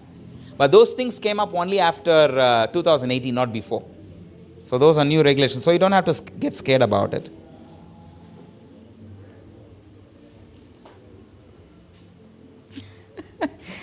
You are speaking so much about money and managing it because you probably picked it along the way. No, sir. I came to Uganda with nothing. Well, I'll give you my story since that question has come. Maybe you will think, maybe I came across some windfall somewhere. No. 19 years ago, as a principal of Manipal University. I was a principal for 10 years for Manipal University here in Uganda. Now, that Manipal University is the ISBAT University you're talking about now. I don't know how many of you know ISBAT University on the Lugogo bypass. I built that building. Not with my money when I was a principal. Okay? I bought that land in 2017 for $365,000, that half an acre on the Lugogo bypass. So I know the entire history. So what I'm trying to say is, when I was the principal of Manipal University, let me tell you, I had money that you can't imagine. My salary was way too high, beyond, I can boldly say that, beyond Ugandan standards.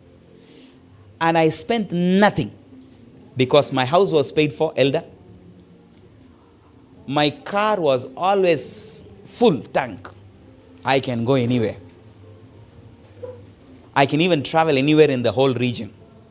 Burundi, Rwanda, Congo, Ethiopia, Kenya, Tanzania, you name it, I can go and travel anywhere. I didn't even touch my salary. I don't touch the salary at all. Why? Because everything was paid for. My house was paid for, my petrol was paid for, even the utilities, the electricity, the gas. even the gas in my kitchen. The whole house was furnished. What did I spend? Huh? No, that is not payment. That is returning. That's not an expenditure. So the one and only money that I used to spend every month was vegetables. Cucumbers, pumpkin, pineapples, apples. How much? $100? A whole month? $100? Maybe 400, 500,000? That was nothing. I was able to save 90 to 95% of my salary. Because of course we also used to give away something. 95% of my money was what? Savings. I had enough money to start my business. I didn't borrow even $1. I didn't borrow even $1. So if you had gone to my office, you can see that. My office is on the Ham Towers. The entire of the half of the 4th floor. I didn't even borrow $1. I had enough money by the grace of God to start the business. So it was not money that I found along the way. It was my salary. And I saved. And I did what? Saved. All these principles. By the grace of God, till date, I don't have debts. And I will never borrow money. I will never. So how do you carefully use the money that you have? Matters a lot. Then don't argue now, for you, you are blessed, you got enough money during your principal, when you were the principal. I'm telling you, whatever the case may be, even if you save 50,000 per month, it is still money. Okay?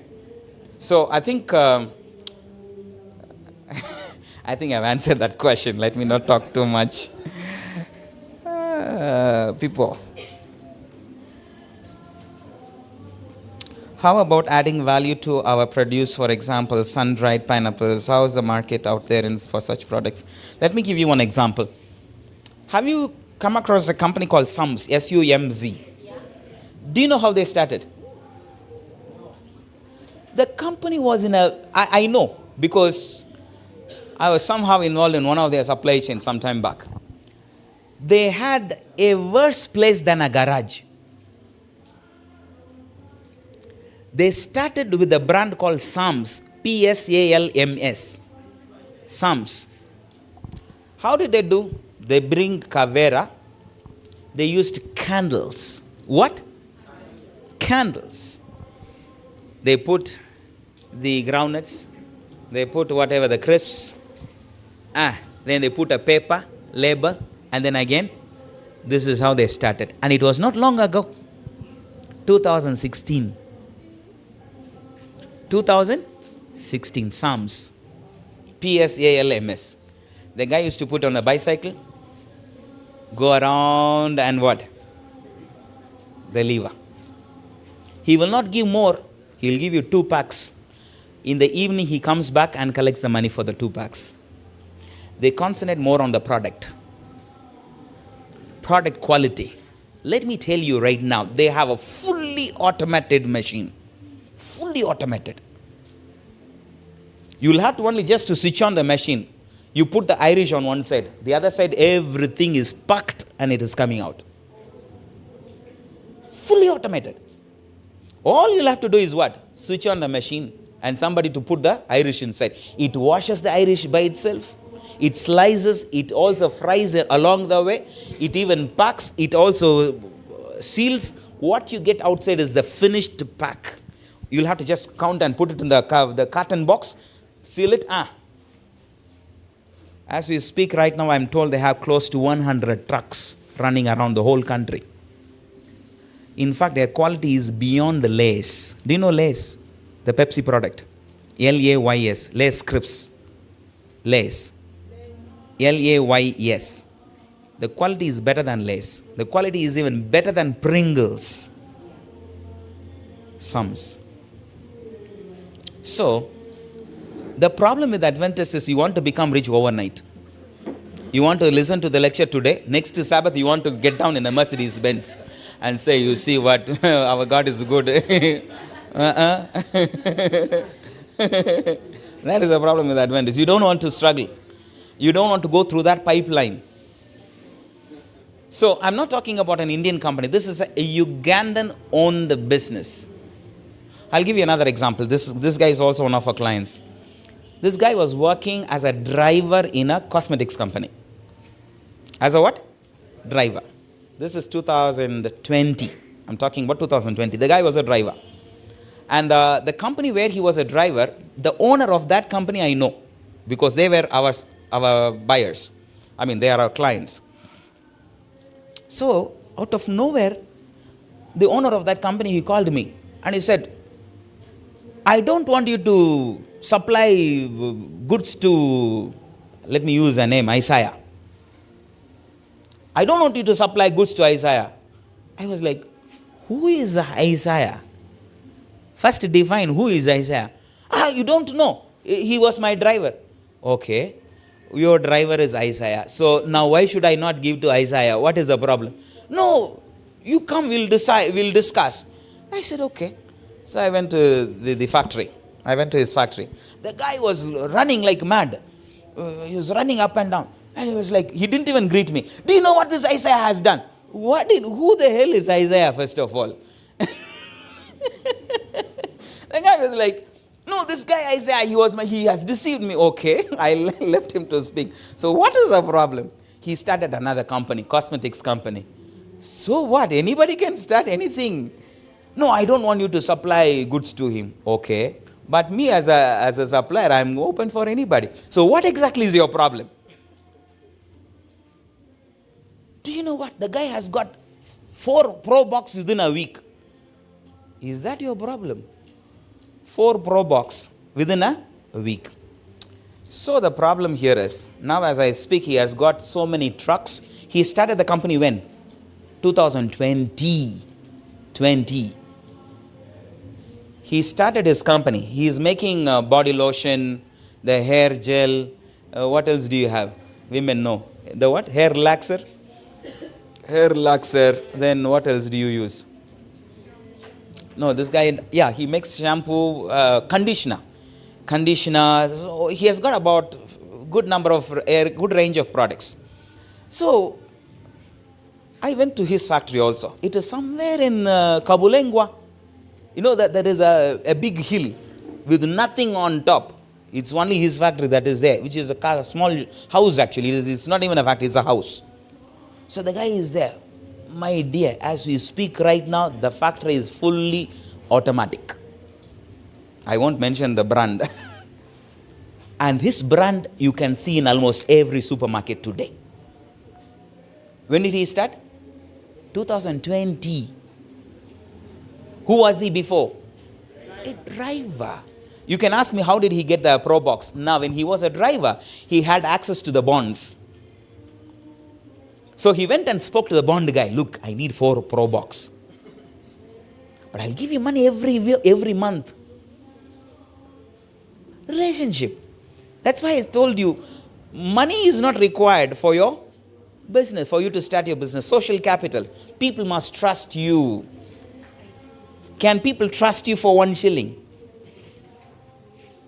That's the question. So the guy who was a driver, now, since he was a driver and he went to different places, he knew where his master was buying the goods and raw materials. You get? Now he comes. I didn't even know that he has an account in our company, but he has already started buying goods. Are we together? And the guy is prompt in paying. So later I had to call him and tell him, okay, what is your monthly requirement? I'll give you 30 days credit. Because when he grows, I'm growing. I gave him credit at that time. So what I'm trying to say is, it is a myth if you think that you need money to start business. And it will be a myth for you to borrow money. Sometimes your social capital can mean a lot. So how do you build that trustworthiness? Of course, as a driver, probably he had built that trust with all those guys, with all the suppliers. So I think you need to do your homework. I will not be able to tell you how to add value to the produce that is available in Uganda. Because that is your question. How do we add value? You find out. Go around, look, many times you can go to a supermarket. I can go to a supermarket and spend about 2 hours. When I come out, I will not buy anything, not even a lollipop. Just go and observe. Okay, what is the fast moving? What are the brands available? What can I import? Are we together? Then occasionally you can call a saleswoman and ask her which is the fast moving. She will ask you first like this, and she will stare at you, but you can ask. They will tell, no, this one is the fast moving. Then you understand what it is. Do you know there is a soy sauce called Yellow River? Soy sauce. I found that every month Uganda consumes close to 40 containers. So I said, now if 40 containers somebody is bringing, can't I bring 3? Makes sense, right? So today everything is black and white online. You don't have to, where is the supplier? How can you find it? Don't worry. Everybody you can buy, even wax. There is one wax that is predominantly, there is a company called Movit Products. Elder, in 1 month they use 70 containers of wax. 70 containers of wax. Wax. W-A-X. These lotion that you put, what do you think it is? It is wax.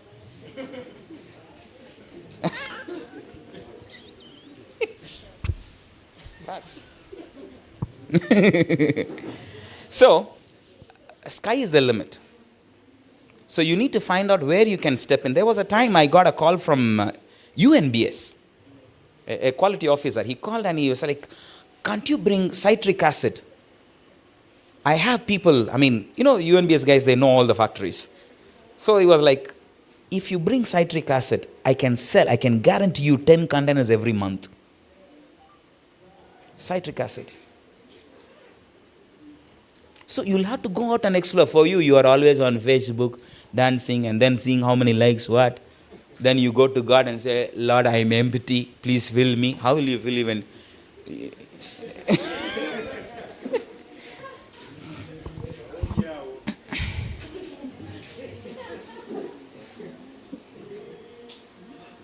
At what point does the emergency fund of 6 months get used? When you have an emergency, when you lose your job, when you are completely, you have malaria, you are down, you are unable to move anywhere. So emergency fund is not to be used. It's a buffer. It is kept there. It is sealed off like the 7 seals. When John saw this, they said, don't open. A time will come when that will be opened. Like that. It is sealed off. So, if you are a spendthrift, you will say, okay, I have some money for 6 months, let me touch that. You will be finished.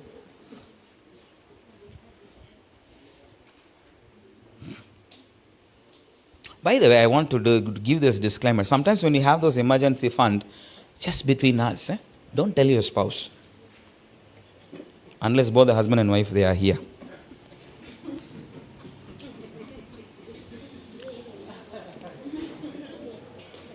What are some of the modern businesses, especially online, that you can advise us to invest in and to tap the growing economy? Most online employers like Upwork don't employ Africans. That again takes us back to the element of trustworthiness. It's a myth that Africans are not employed by some of the online companies. No. I can give you a list of people right from the church, even Muslim members who are working online. And I know a guy who graduated from Accra as a radiographer. He abandoned his radiography job. Now he is full-time software developer. Works only online. At home. No office. No going to work. No fuel. No transport. No tear gas. Nothing. He sits at home at his own pace. He will do the job. He will sleep. He will work. He will sleep. Money is coming. For every hour he gets about $40. Every hour. Every hour. Recently the guy came. He graduated, I think, about maybe 2 years ago. 2 years ago. So recently he came to me and asked me, Elder, I have about 250 million. I said, okay. You mean you got to 250 million within the 2 years? He said, yes, Elder. I want to invest. Which was the best option? I said, go and invest on rentals.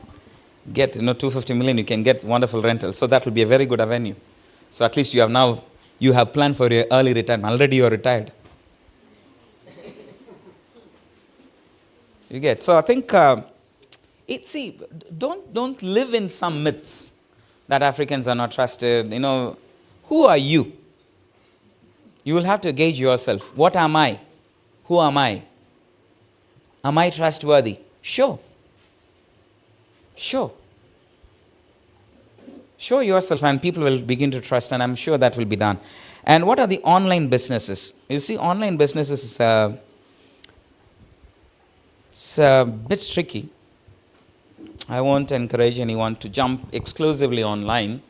Of course, most of the businesses are done online, but you need to have the brick and mortar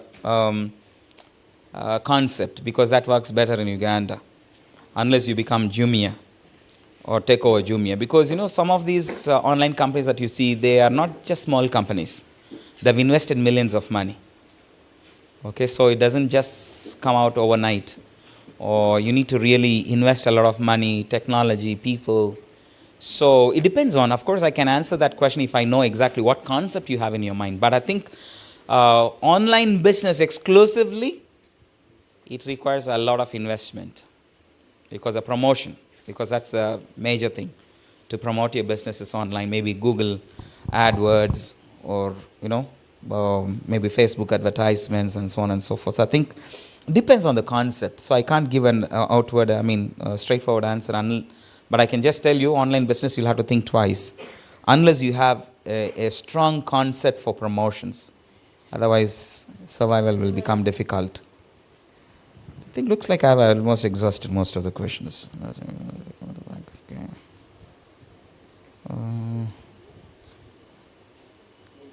It looks like I've exhausted, unless you have any other question.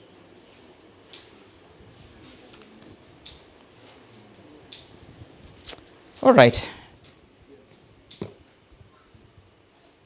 Unless you have any question verbally, then I will take maybe one or two questions and we shall wind up. Any one question? All right. Thank you so much. I really appreciate. This is the second edition of Entrepreneurship Talk. We shall look forward, God willing, if I'm alive, edition 3. Thank you so much. I'm really honored. I'm so pleased to come here to share what the Lord has blessed me with. And if I had blown my trumpet too much, forgive me. It was just used as an example, but usually I'm not that kind of a person. So forgive me if you felt that I have blown too much.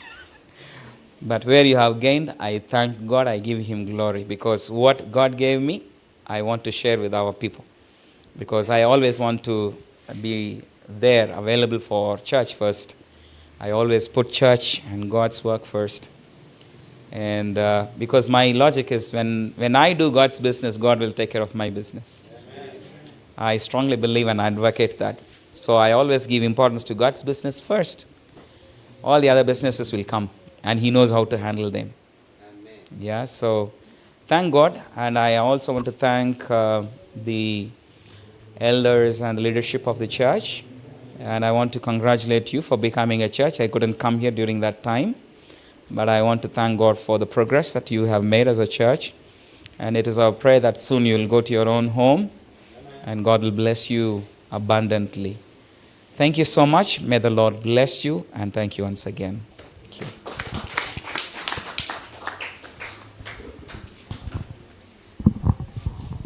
Thank you very much, Dr. Singh, for giving us this opportunity and also sharing those lovely nuggets. I think the people here are going to live billionaires. Amen. Amen. Thank you. You always inspire us, and we get new insights on how to make money. And I'm sure when we have our third edition next year, people will be sharing. Now you need to listen. Yes, you need to listen to the success stories, because you've given us twice a good content. And next year we need to listen to the companies, how they have been formed and how they are progressing. Thank you very much, Dr. Singh. Now, I just want to give a lady and a man to give their vote of thanks or appreciation to Dr. Singh, especially those of you who have attended consecutively, even who attended the first and the second. Let's have the two hands, even if you attended only this one, male and female. For those of you who are following us online, thank you for joining us. I can see here very many, and may God bless you. Here, someone online, Rachel Nassaz, she's saying, thank you so much, Dr. Milka Singh, for the informative presentation. Be abundantly blessed. So there are very many words of appreciation online. People have been following. And actually, somebody just got in touch with me from National Water and Sewerage Corporation and wants you to go and speak to their staff. So I'm going to share with you the number, and then you will continue your conversation professionally. But we thank Dr. Singh for giving us this opportunity. Yes, please come forward. We need a lady now. We need a lady. Or else I'll give it to the online people. If the physical ones do, they are shy. You know, when you're making money, you have to be very fast, eh? The money. Okay, a lady. I must say not a lady. Can we have a lady, please? Or the ladies haven't learned. Debbie, please come forward. I think the ladies will go first, and then yes.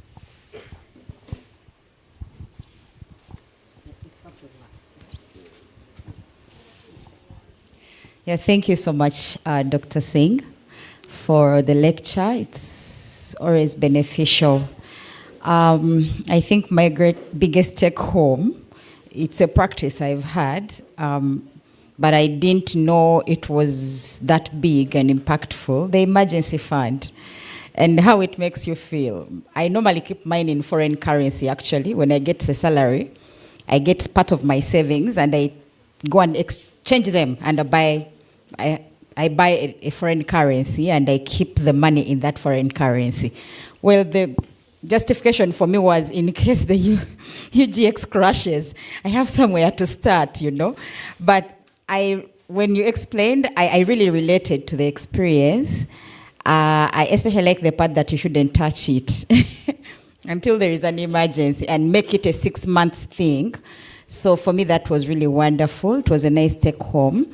The other one was debt management. God was kind. I was able to manage my debt.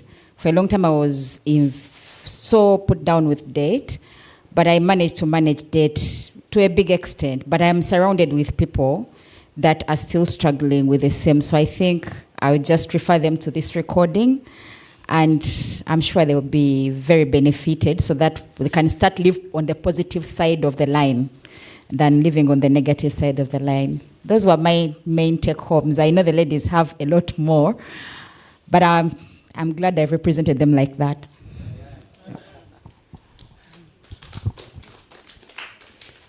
Thank you so much. I'm so delighted to be here, most especially this church. It so happened that my name is EMMAUS, and this is EMMAUS Church. So I'm so much blessed to be here. I've been invited by my brother, Richard. Richard, stand up for recognition. Yes. Richard is my brother, and he loves this church so much. I think him and his family, they worship from here.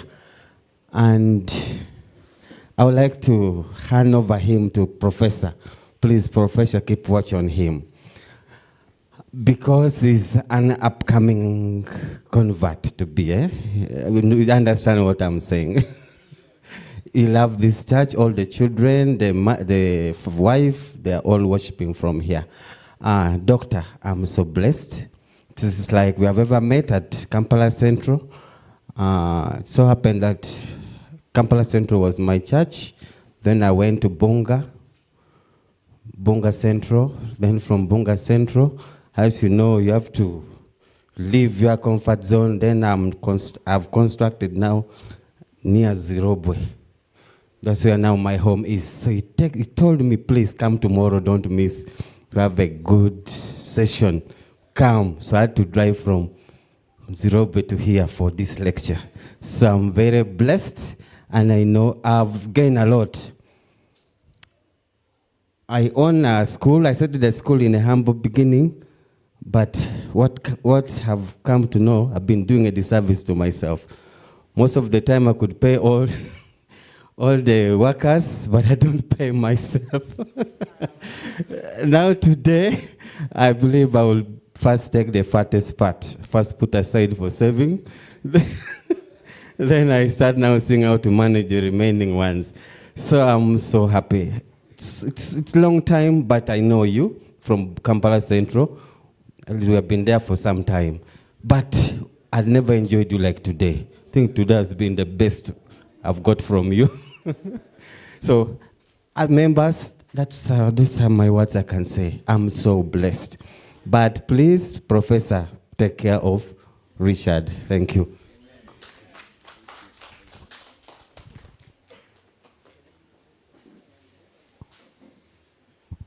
Thank you very much. That has been very good and humbling. Our MC was supposed to be Dr. Katerega. Dr. Katerega, please come and give us a few words, and you'll also pray since you were officially the MC of the Congress, Men Rise Up. And then thereafter, we'll be able to disperse. Thank you so much, Professor. Thank you so much, Elder Singh, for sharing with us those beautiful words. I have interacted with Elder Singh on a couple of platforms. I've invited him to Mbale a couple of times, and he has accepted. I thank you for that. Thank you for always responding to God's work.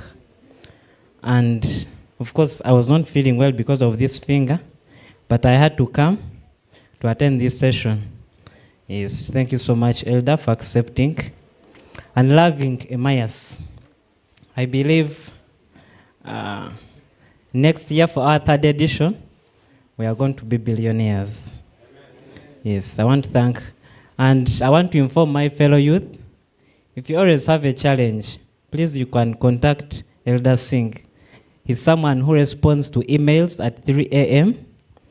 I think he has not told us when he sleeps, but when you send him an email, he'll surely respond. I think when I had just left school and I was looking for a job, he's the first person I told, Elder, I don't have a job, and told me, drop here, drop here, drop here. And surely, Elder, I want to report to you that I now have 3 jobs. I've been blessed. Yes. Okay, I would like us to stand up, and we have a word of prayer.